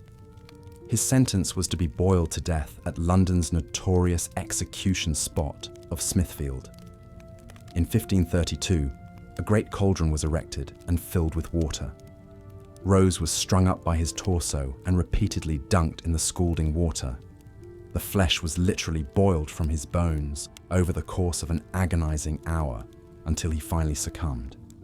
It's impossible to imagine the excruciating pain of being immersed in blistering hot liquid, skin peeling away, eyes and mouth searing. Each desperate gasp for air would only scald the throat and fill the lungs. Any witnesses surely recoiled from the hideous shrieks and grim stench of cooking flesh, but not before the ghastly sight was seared forever in their memories as a warning against the unimaginable suffering awaiting traitors. Perhaps the most elaborate and grisly form of execution was the notorious practice of being hanged, drawn and quartered. Mercifully rare, this was the ultimate punishment for crimes of high treason against the crown. The condemned man, usually a rebel or conspirator against the king, would first be dragged to the gallows on a slatted wooden hurdle, pulled by a horse. Already brutalized and bloodied by the rough journey, he would then be hanged by the neck, but cut down while still alive. What followed next was a gruesome butchering and dismemberment that shocked even the most hardened executioners and onlookers. As the prisoner lay dazed and struggling on the blood-slick platform, the executioner would take his knife and slice open his abdomen with practiced cuts. Reaching inside the gaping cavity, he would pull out fistfuls of slippery, steaming entrails and toss them into a waiting cauldron. The man's screams of agony rent the air, soon turning to guttural gurgles as he choked on his own blood. But the ordeal was far from over. With the victim in shock and mercifully unconscious, the executioner would hack off his head with an axe and hold it aloft for the cheering crowd. Then, the arms and legs were severed as well, leaving a mutilated and unrecognizable torso behind. In a final desecration, the head and limbs would often be dipped in tar and displayed at the city gates or other public spots as a grim warning to others. The famous Scottish freedom fighter William Wallace allegedly suffered this grisly fate after leading a rebellion against English rule in the 13th century. After being captured and tried in London for high treason, Wallace was hanged until nearly dead, then cut down and disemboweled while still conscious. His organs burned before his eyes. Finally, he was beheaded and quartered, his severed head dipped in tar and mounted on a spike atop London Bridge. His 4 limbs were sent to the far corners of Britain as a stark warning against treason and defiance of the English crown. As we reflect back on these brutal scenes and shudder-inducing ordeals, it's natural to feel a mix of horror, revulsion, and perhaps even morbid curiosity. The dark chapters of history hold a grim fascination, even as they repel us with their cruelty. It's hard to fathom the depths of suffering that our fellow humans have inflicted on one another, in the name of justice, religion, or social order. But we must remember that these stomach-churning punishments, as horrific as they seem to our modern sensibilities, were very much a product of their time. In an era when life was often nasty, brutish, and short, when superstition held sway and the average person lived in grinding poverty and backbreaking labor, justice was equally harsh and unforgiving.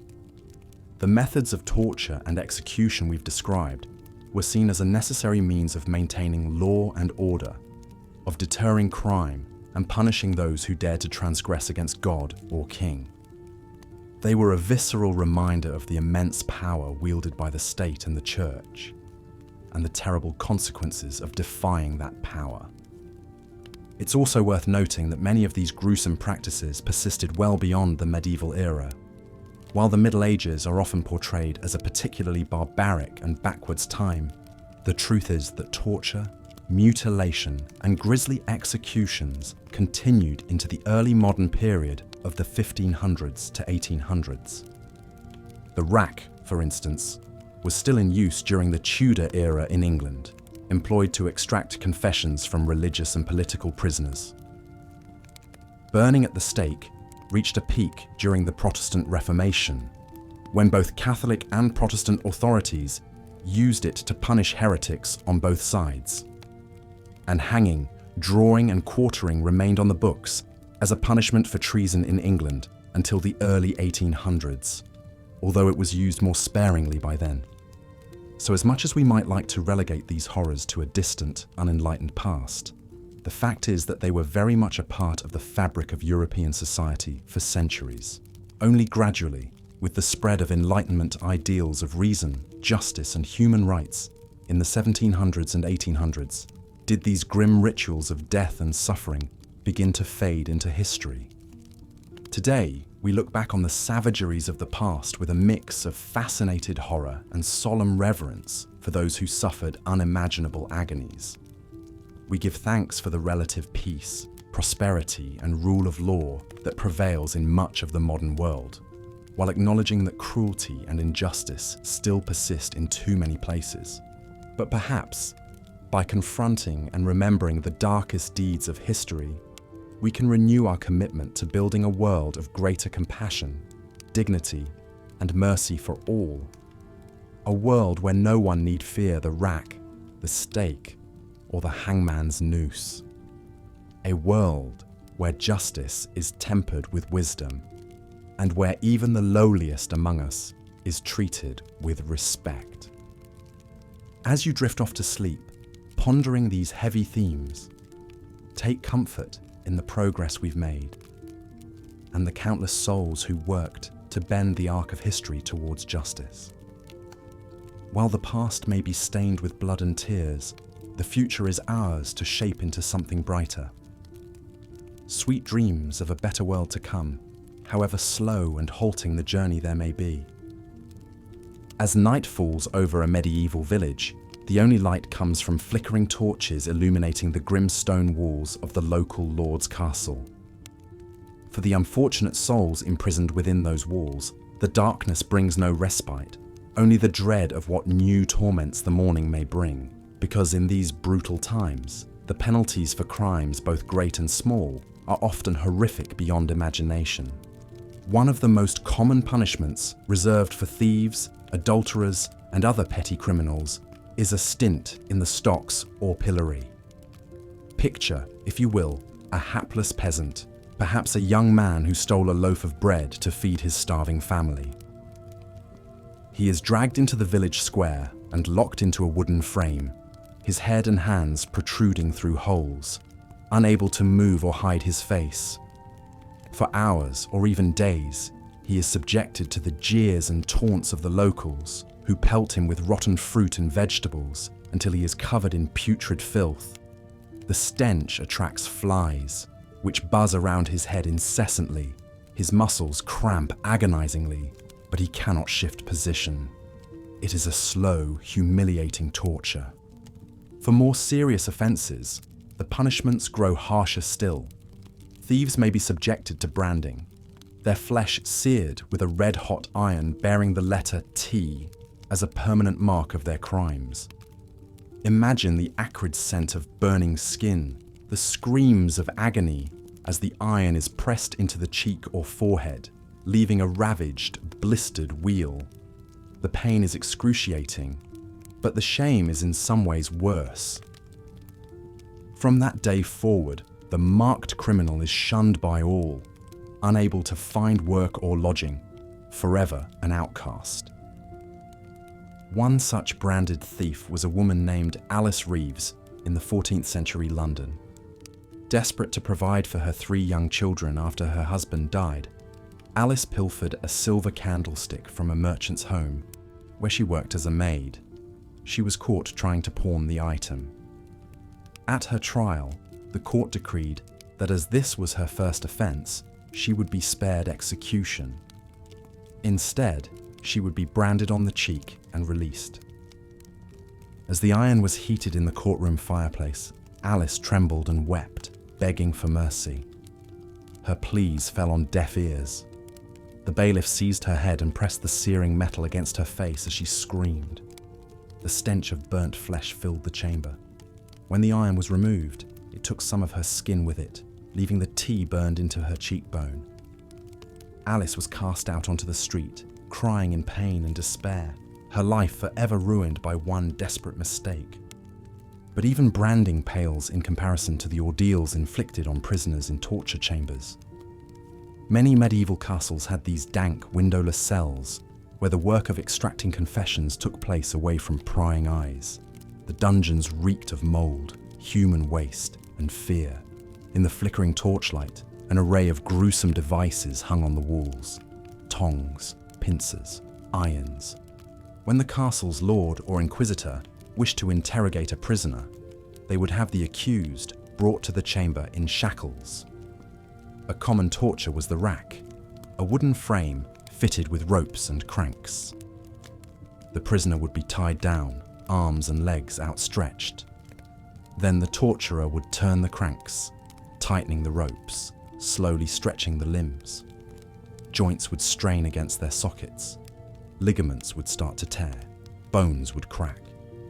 The agony was unbearable. Many prisoners would confess to anything, true or not, just to make the pain stop. Imagine a man accused of plotting against his king, dragged screaming to the rack in the middle of the night. He proclaims his innocence even as his arms are wrenched up above his head and his ankles bound. The splintery wood digs into his back as the ropes pull tighter and tighter. He prays aloud, promising God that he will be good, that he will never sin again if only the torment will end. The crank turns.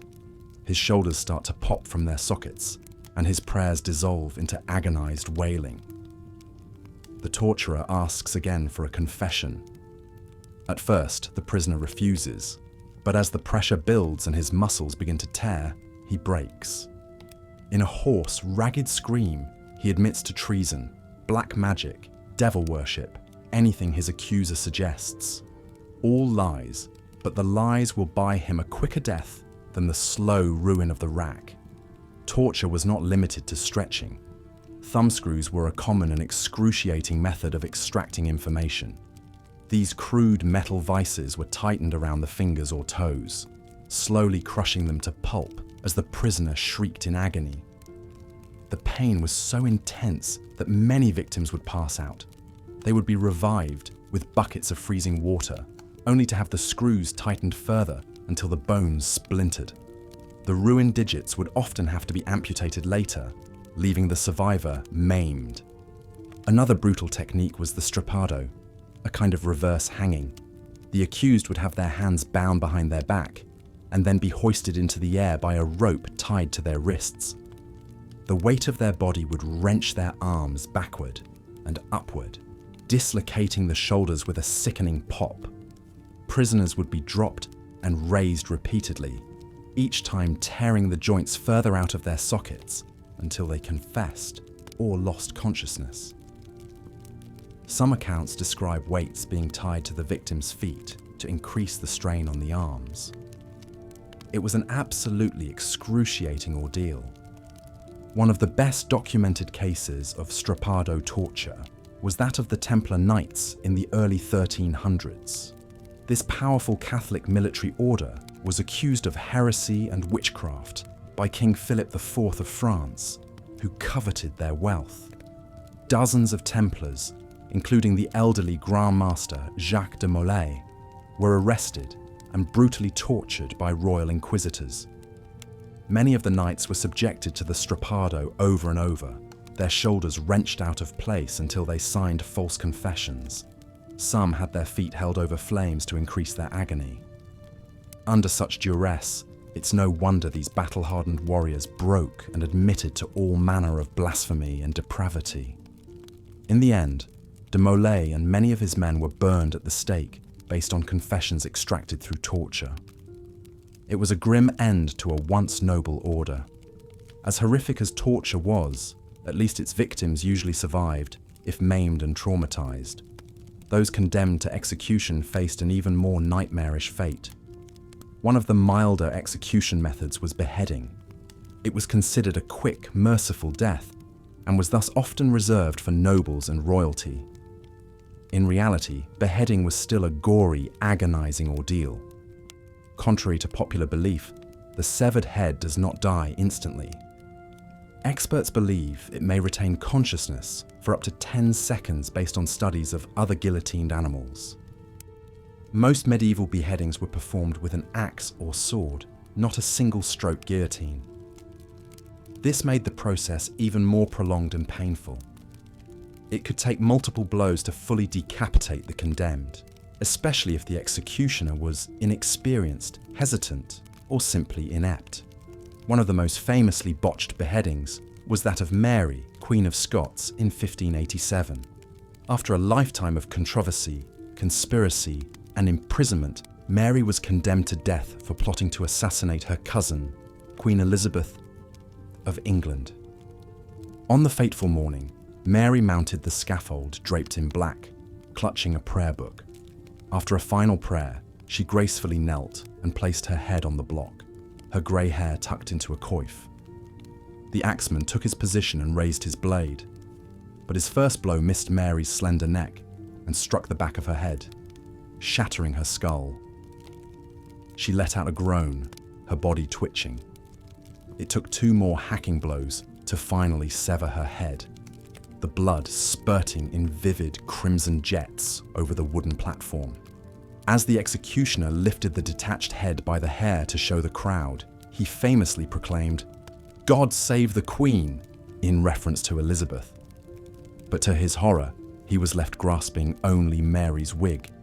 Her head tumbled to the ground and rolled, coming to rest face up, the lips still moving in silent prayer. It was a gruesome end for the once lovely Scottish Queen. Hanging was an even more common form of capital punishment, especially for commoners. The traditional short drop method did not break the neck. Rather, it strangled the condemned to death slowly, often taking many agonizing minutes of kicking and writhing at rope's end. Witnesses described the faces of the hanged turning mottled shades of purple and black, their eyes bulging hideously, their tongues protruding. Some would foam at the mouth, their bowels and bladders loosening to soil their clothes. It was a horrible, ignominious way to die. Public hangings were a popular spectacle, drawing huge crowds. Imagine the scene: a warm summer morning, the sun glinting off the dew-dampened grass. The gallows stands stark against a clear blue sky, the ever-present ravens squawking and circling. A hush falls over the gathered throng as the condemned is led out, hands bound, a rough hemp noose draped around their neck. A local official drones out the charges: murder, rape, treason. The hangman pulls a rough cloth hood over the accused's face. There's a tense pause, then with a snap of the lever, the trapdoor opens. The hooded figure plummets, pulled up short with a sickening crack as the rope goes taut. Their legs jerk and twitch spasmodically, the only sound the creaking of the beam and the flap of bird wings. Slowly, slowly, the kicking weakens, then stops. The body hangs limp, swaying gently in the morning breeze, a gruesome warning to all who would transgress the law. While beheading and hanging were relatively quick, some capital punishments were specifically designed to prolong the agony. Pressing, for instance, involved placing increasingly heavy stones on the chest of the condemned until they either confessed or were crushed to death. The stones would be added gradually, the weight growing from uncomfortable to painful to unbearable. It could take hours or even days for the accused to succumb, their ribs slowly cracking, the breath squeezed from their body ounce by torturous ounce. It was a truly hellish way to die. One of the most famous victims of pressing was a woman named Margaret Clitheroe in 1586. Margaret was a devout Catholic convert at a time when Catholicism was outlawed in England. She harboured fugitive priests in her home and held secret masses. Eventually, she was arrested and sentenced to pressing for refusing to enter a plea to the charges, believing the government had no right to try her for her faith. On the day of her execution, Margaret was stripped naked and spread-eagled on the ground, with a sharp rock beneath her spine, her wrists and ankles bound to stakes. A rough wooden door was placed on her chest and piled with stones. As the weight increased, she gasped out prayers, her ribs cracking audibly. For 15 agonizing minutes, more and more rocks were heaped on, witnesses marveling at her stoic endurance. With a final tortured gasp, Margaret's sternum shattered and her heart was crushed. In later years, she would be celebrated as a Catholic martyr who died for her beliefs. But in the moment, she was just another broken body, sacrificed to the brutality of the age. Even more horrendous punishments awaited those convicted of heresy, witchcraft, or treason. Burning at the stake was a common sentence for these crimes against God. The condemned would be tied to a tall wooden post in the town square, bundles of firewood stacked around their feet. As crowds watched in eager anticipation, the kindling would be set alight, the flames licking hungrily upwards. The fire would build slowly, the heat growing more intense second by second. Smoke would sting the eyes and choke the breath of the accused. Their clothes would catch, the fabric shriveling away to leave blistering, blackening skin. Fat would start to melt and sizzle sickeningly. Eventually the flames would reach the face, the hair igniting in a brief corona before the flesh began to char and peel away. The screaming was said to be unimaginable, high, shrill, almost inhuman. It would gradually weaken to feeble moans, then silence as the vocal cords were seared away and the lungs succumbed to the searing heat. In the end, there would be nothing left but a twisted, smouldering corpse slumped against the stake, wreathed in greasy smoke. Perhaps the most famous victim of burning was Joan of Arc, the teenage French peasant girl turned visionary military leader. Guided by the voices of saints, Joan led the French army to improbable victories against the English, but her success earned her powerful enemies. Captured and tried for heresy and witchcraft, the 19-year-old was condemned to the flames. On the morning of her execution, Joan was dressed in a long white robe, her head shaved. She wept as she was tied to the towering stake, pleading for a cross to gaze upon in her final moments. One of the sympathetic priests fashioned a small crucifix from 2 twigs and held it up to her as the pyre was lit. Joan fixed her eyes upon it as the flames rose around her, calling out, "Jesus, Jesus!" Her cries turned to agonized shrieks as the fire engulfed her slender body. Within minutes she fell silent, succumbing to the smoke and the searing heat. As the flames died away, the charred corpse crumbled to ash. In a cruel twist, Joan's remains were cast into the river to prevent them being collected as holy relics. It was a tragic end for a young woman who had accomplished so much. Perhaps even more ghastly than burning was the punishment of the breaking wheel.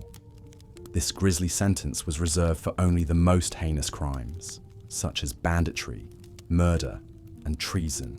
The condemned would be lashed spread-eagle to a large wooden wagon wheel, their limbs stretched out along the spokes. The executioner would then use an iron bar to methodically shatter the bones in each arm and leg with heavy hammer-like blows. The dull, splintering cracks of breaking bone would mingle with the victim's agonized screams and the jeers of the crowd. Once each limb had been crushed to a pulpy mess, the executioner would thread the mangled arms and legs through the spokes of the wheel. The wheel would then be hoisted up on a tall pole and left to spin slowly in the wind. The broken, bleeding body splayed across it was left as a grim warning. Death on the wheel was slow and excruciating, the victim lingering for hours or even days before finally succumbing to blood loss or shock. Sometimes crows or other scavengers would arrive to peck at the helpless condemned as they groaned and writhed weakly. It was a spectacle as brutal as it was effective at deterring crime. One of the most infamous breakings happened in 1757 to Robert François Damiens, who attempted to assassinate King Louis XV of France. Damiens stabbed the king with a penknife, causing a minor wound. It was a crime of staggering audacity, and one that demanded a horrific retribution. Damiens was condemned to be broken alive, then dismembered by horses, his body burned, and the ashes scattered to the wind. The execution was a public spectacle, attended by thousands. Damiens was fastened to a scaffold with iron shackles as the executioner heated pincers in a brazier. These red-hot tongs were used to methodically tear the skin and flesh from his arms, legs and chest, the wounds quickly cauterized by the searing metal to prolong his suffering. Molten lead and boiling oil were poured into the gaping holes as Damiens screamed in unfathomable agony. Next came the breaking. Each limb was inflexibly bound to a stout wooden plank, and with meticulous care, the executioner shattered the bones with an iron bar, turning the limbs to jelly with precise pulverizing blows. The broken, twisted arms and legs were then threaded through a wheel and hoisted up for all to see, a red ruin of flesh, sinew, and splintered bone. Incredibly, Damiens remained conscious and lucid, crying to God for mercy. Finally, in an attempted coup de grace, 4 horses were harnessed to each mutilated limb, whipped to pull in opposite directions to tear Damiens asunder in one swift, brutal motion. But his tendons had been so destroyed by the tongs and the wheel that his limbs would not separate. The horses strained repeatedly against his dead weight as he wailed in boundless torment. It took many attempts and multiple axe blows to finally sever each arm and leg. The detached, shredded stumps were tossed into a fire along with Damiens' blood-drained torso. The stench of burning meat filled the Parisian square as the assassin's remains were reduced to oily, black ash. The execution had lasted an unimaginable 3 hours. It was a slow death of unthinkable sadism, a level of cruelty difficult for the modern mind to fathom. But to the frenzied crowd, it was a just retribution against the branding wasn't only used to mark thieves and adulterers. It was also a punishment inflicted on other offenders like runaway slaves, deserting soldiers, religious dissenters, and seditious rebels challenging the crown. The mark was meant not just as a penalty, but as a visible, permanent warning to all of society about the consequences of transgression. Imagine a young woman named Alice, a peasant from a small English village in the year 1405. She had the misfortune of getting pregnant out of wedlock, a moral crime in the eyes of the church. As penance for her sin, the local authorities sentenced her to be branded on the face with the letter S for her unchaste sex. Picture Alice being dragged to the centre of town, her arms bound tightly behind her back. The villagers gather around to witness her disgrace, their faces a mix of pity, disgust, and morbid fascination. A grim-faced clergyman reads out her crime and sentence, his voice dripping with condemnation. Alice sobs and begs for mercy, but her pleas fall on deaf ears. The blacksmith approaches, clutching a glowing hot iron poker from his forge. The metal tip is shaped into a menacing letter S. He positions it just inches from Alice's tear-stained cheek as she writhes against the rough hands restraining her. With a swift, forceful motion, the blacksmith presses the searing brand into her delicate skin. Alice lets out an ungodly shriek of agony as smoke rises from her branded flesh. The stench of burning skin mingles with the palpable terror and revulsion of the crowd. After several excruciating seconds, the poker is removed, leaving behind a raw, blistered S. It's a mark of damnation that will forever mar not only Alice's face, but her whole existence in this judgmental world. As the years go by, Alice's brand heals into a raised, discolored scar. It's an inescapable reminder of her youthful indiscretion, one that affects every aspect of her hard-scrabble life. Mothers pull their children closer as she passes in the street, warning them not to end up like Scarlet Alice. She is shunned by most everyone in the village. No respectable man will marry her, and even employers hesitate to hire her. Alice covers the shameful mark with her hair and tries to hold her head high. But always, whether alone or in a crowd, she feels the brand searing into her very soul. In a society obsessed with sin and moral purity, a branded woman like Alice was as good as dead. Dead to love, dead to hope, dead to any semblance of a normal life. Such was the power of the brand to punish and ostracize, to condemn a transgressor to a lifetime on the margins. Of course, people of higher rank had ways to escape the brand's stigma. A noblewoman who fornicated might be sent to a convent rather than face public branding. A wealthy merchant could potentially bribe his way out of the sentence or have it commuted to a fine. But for commoners like Alice, the brand was a lifelong cross to bear, a torturous reminder that she failed to meet society's harsh demands. Branding as a punishment dates back to ancient times, but it reached its cruel zenith in medieval Europe. Millions of people over the centuries were disfigured and socially exiled by this brutal practice.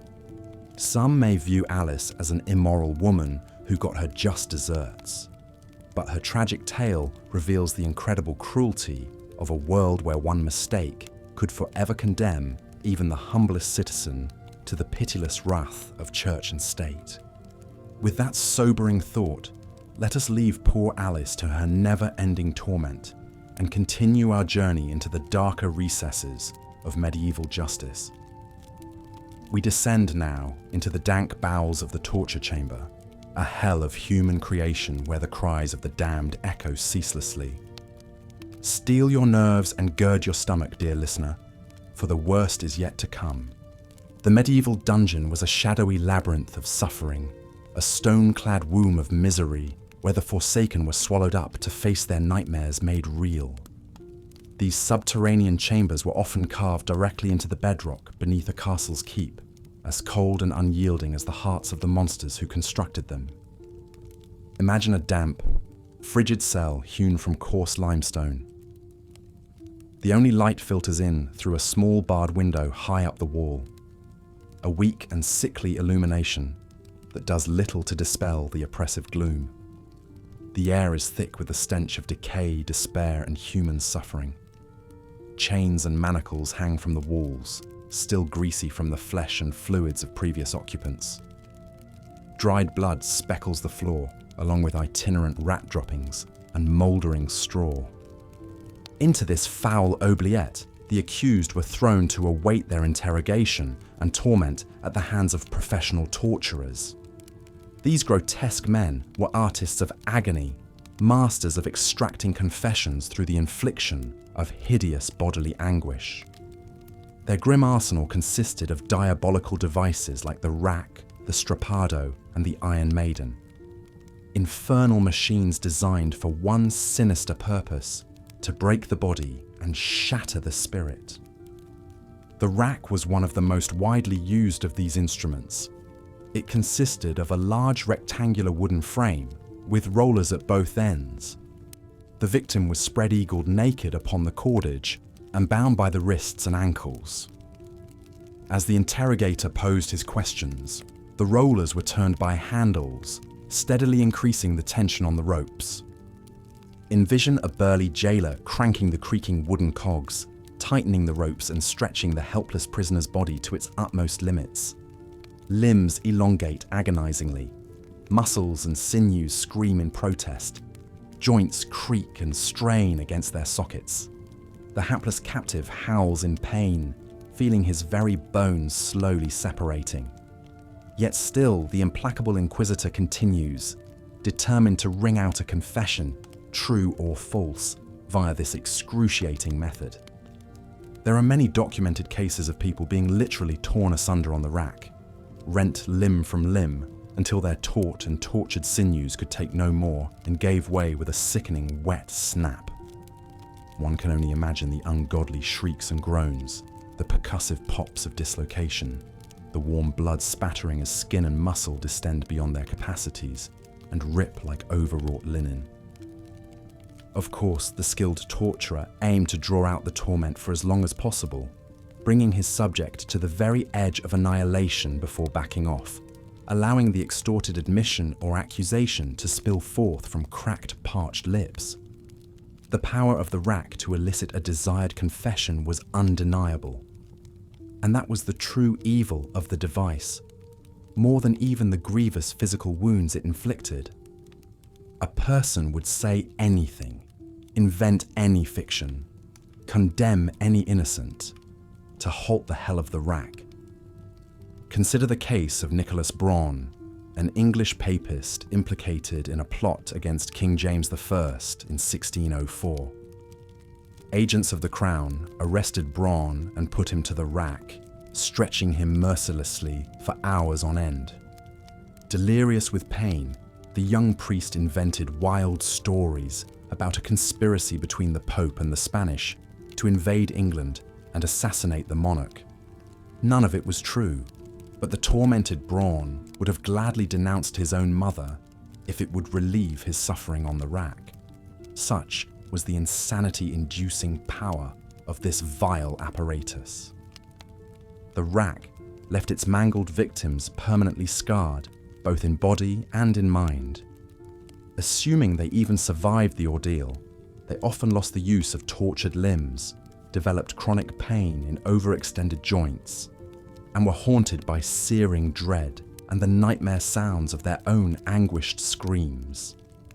And always, in the lurid theatre of their memories, there would remain the leering faces of their tormentors, their hands on the rollers, asking, always asking, as they strained and contorted on the very precipice of human endurance.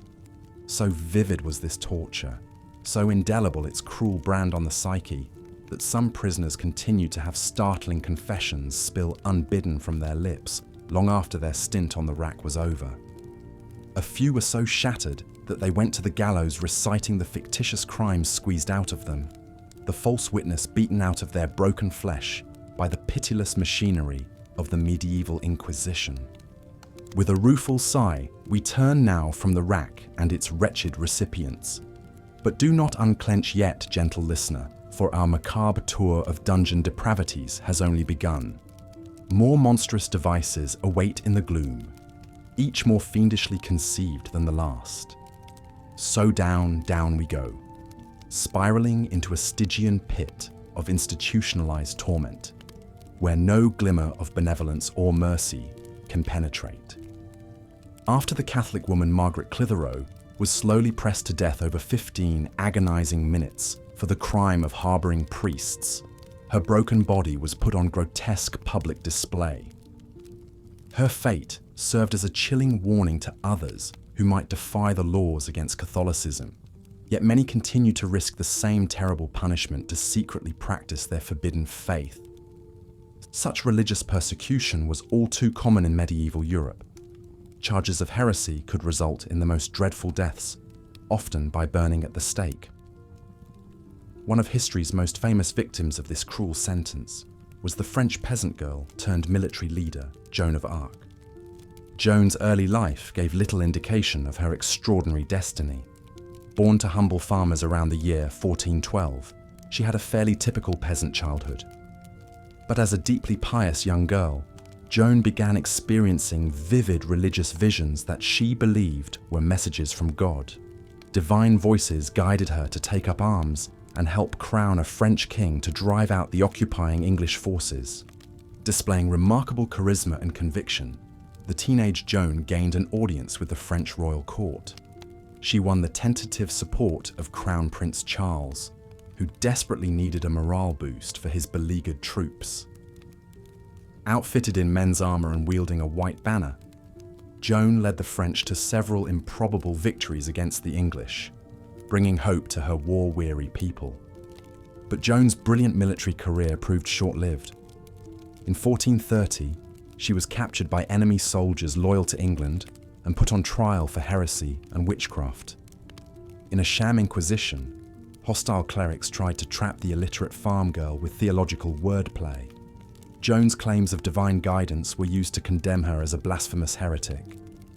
Found guilty, the 19-year-old was sentenced to burn at the stake. On the morning of her execution, Joan was tied to a tall pillar in the town square of Rouen, with bundles of wood stacked beneath her feet. As crowds looked on, the pyre was set alight. Witnesses recalled the thick smoke and fierce heat of the rising flames, engulfing the slight figure in white. Joan's anguished cries carried over the crackle of the blaze, until finally, her once lively voice fell silent. The English executioners raked back the coals to reveal the blackened, smoking corpse. But Joan's heart, it was said, remained untouched by the flames. Her ashes were callously scattered in the River Seine. In a cruel twist of fate, Joan was later cleared of all charges and declared a martyr by the Pope. Today, the illiterate peasant girl is venerated as a saint, while her English persecutors are remembered as the true villains. For the crime of unwavering faith, Joan of Arc suffered an excruciating death, her short life extinguished in one of the most terrible execution methods ever conceived. Burning was considered a particularly fitting punishment for heretics, as the purifying power of flames was thought to destroy evil and cleanse the soul. But other horrific forms of execution were also used to make a lasting example out of the condemned. The gruesome spectacle of the breaking wheel was almost unrivaled in its slow cruelty. Typically reserved for the most loathed criminals, breaking on the wheel began with the victim firmly tied to a large cartwheel, limbs splayed between the spokes. With a heavy iron cudgel or the blunt edge of an axe, the executioner would methodically smash the knees, elbows, shoulders, and hips, shattering each joint with hammer-like blows. Some variations started with the legs and worked up, prolonging the agony. Shattered bones ripped through flesh as the wheel slowly revolved, turning the criminal into a mangled wreck. The grisly remains would then be woven through the wheel spokes and hoisted on a tall pole, left to die of shock and exposure over hours or days. Crows pecking at their flesh, the broken bodies served as a grim reminder of the price of crossing the law. One of the most infamous victims of the breaking wheel was the highwayman Peter Stump, better known as the werewolf of Bedburg. In the 16th century Germany, Stump spread terror across the countryside, accused not only of murder and robbery, but of black magic, rape, cannibalism, and shapeshifting into a ravenous wolf-like beast. While the more fantastical charges against Stump seemed like fearful peasant superstition, his reputation as a violent bandit was well established. After his capture in 1589, Stump confessed under torture to killing 13 children and 2 pregnant women, ripping the fetuses from their wombs to devour. He expressed no remorse for his depraved crimes. Condemned as an incorrigible menace to society, Stump was sentenced to a singularly brutal combination of punishments. On the day of his public execution, the werewolf of Bedburg was first lashed to a wooden wheel. The executioner took his time pulverizing each of Stump's limbs, drawing out his blood-curdling howls. With the wheel slowly rotating, the bandit's shattered arms and legs flopped about obscenely, to the horror and fascination of the crowd. But Stump's ordeal was far from over. Next, his mangled body was unbound, and fastened to a sturdy table. In full view of the enthralled mob, Stump had his flesh ripped from his broken bones with sharp pincers in 10 agonizing places. The mutilated highwayman was then finally put out of his misery by beheading. As a final insult, Stump's corpse was burned to ashes, denying him a Christian burial. His torture and execution was remembered for generations as a reminder of the savagery of the law, and the even greater savagery of the criminals who lived outside it. Such extreme public punishments were considered a necessary deterrent to maintain order in a harsh, lawless time. Another exceptionally cruel method of execution with an audience in mind was boiling alive. The terrible spectacle of a human being slowly cooked to death was sure to leave an impression on even the most jaded medieval minds. The practice of boiling criminals alive dates back to ancient Babylonia and was used throughout the medieval period for crimes like coin counterfeiting, poisoning, and murder. A large kettle or cauldron was filled with water, oil, tar, or even molten lead and placed over a roaring fire. The cauldron was often put on public display in the hours beforehand, the rising steam and bubbling surface hinting at unimaginable agonies to come. When the liquid reached a torturous temperature, the condemned would be lowered in with ropes or chains, thrashing and shrieking as their skin reddened and blistered on contact. More often, the victim was suspended above the seething vat and slowly immersed over time, intensifying the pain. As the minutes ticked by, flesh sloughed from bones in gruesome strips, eyeballs burst, and internal organs cooked inside the body. No matter how much they begged for mercy or struggled to escape, the outcome was always the same: an ugly, agonizing demise. After a seeming eternity, the criminal's lifeless, stewed corpse would be fished out with hooks and unceremoniously dumped for disposal. One of England's most high-profile murders by boiling occurred in 1531. Richard Rose, a cook in the household of the powerful Bishop of Rochester, was arrested for attempting to poison the clergyman and his guests. Rose had allegedly stirred a lethal toxin into a pot of porridge, killing 2 people and sickening many others. While Rose claimed it was an accident, he was convicted of treason for his suspected assassination attempt and sentenced to be boiled alive. To make an example of Rose, King Henry VIII ordered a special Act of Parliament just for the occasion, declaring that all prisoners condemned for poison would henceforth share the cook's horrific fate. On the day of the execution, Rose was paraded through the streets of London to the cheers and jeers of the crowd. At the gruesome scene, he was bound and suspended with ropes over a bubbling cauldron. As he was slowly lowered in, inch by torturous inch, Rose's agonized wails filled the air. Londoners looked on in morbid glee as the poisoner was boiled to death before their eyes in a show of royal authority. Rose's ghastly execution stood for centuries as a warning against crossing the crown and the reviled crime of poisoning. Perhaps the only medieval punishment even more notorious than boiling alive was the dreadful practice of hanging, drawing, and quartering. Reserved for the most hated enemies of the state, this grisly combination of execution methods was designed to inflict the maximum possible suffering and indignity.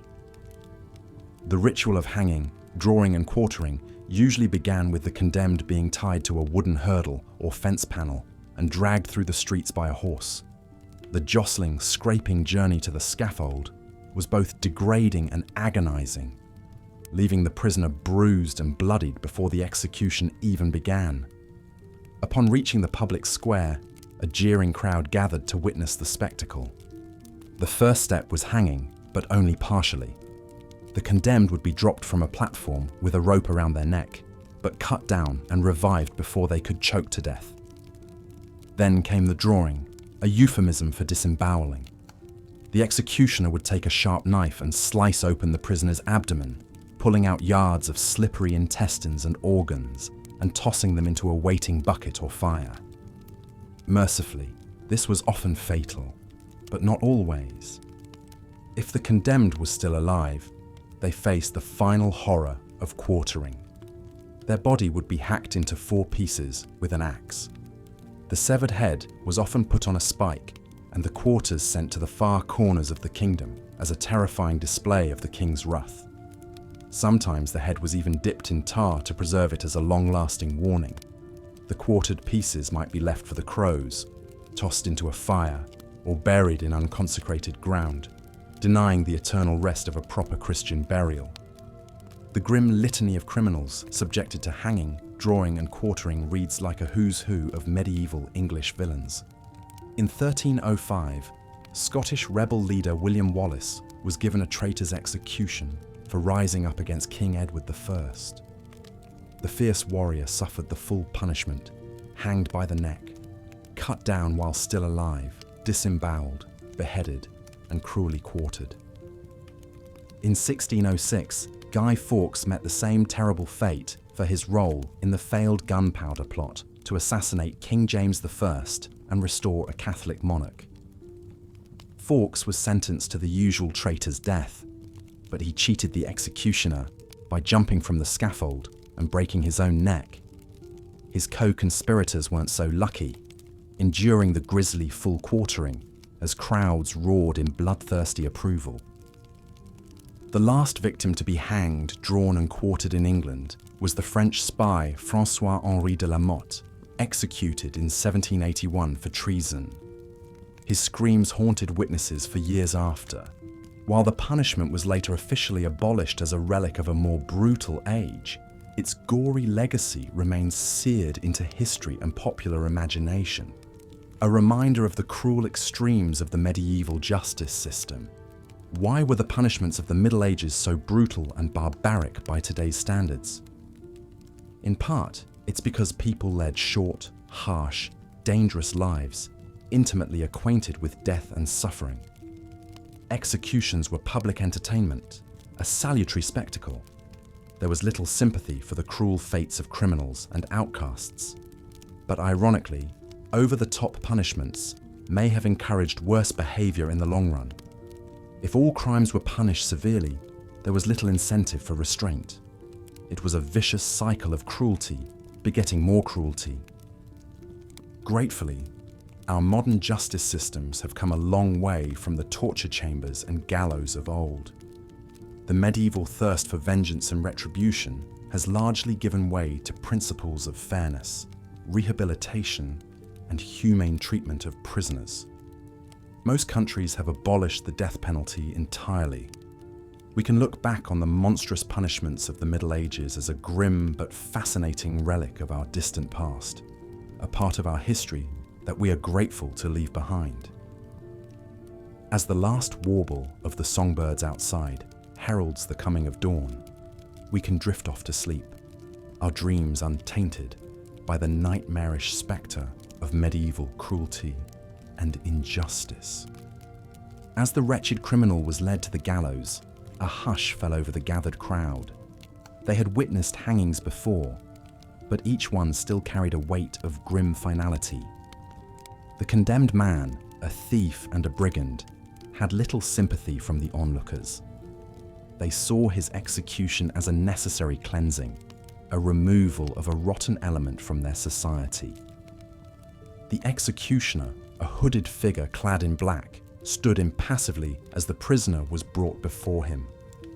With practiced motions, he secured the noose around the man's neck, the rough hemp scratching against his skin.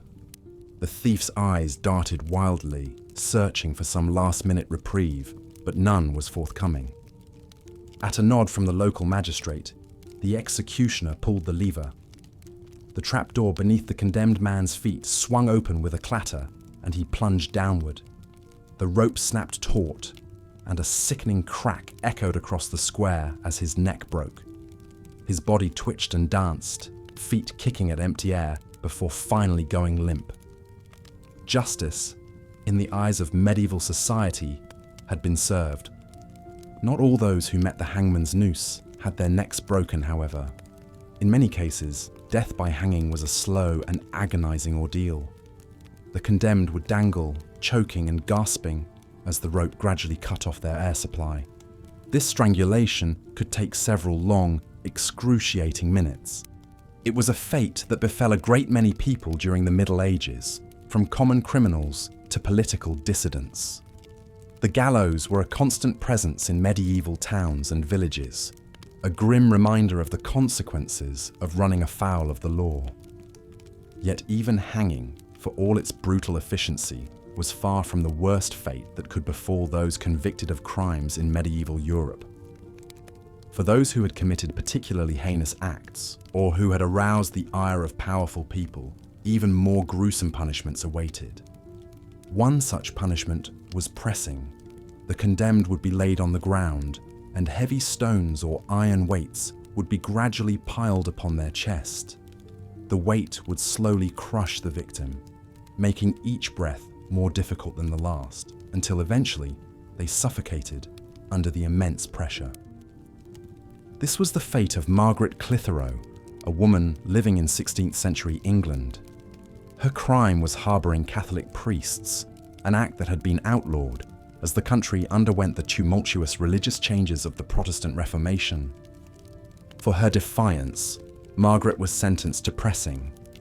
She endured this ordeal with remarkable courage, refusing to plead and thereby denying the authorities a formal trial. As the weights pressed down upon her, she is said to have whispered prayers until her last breath.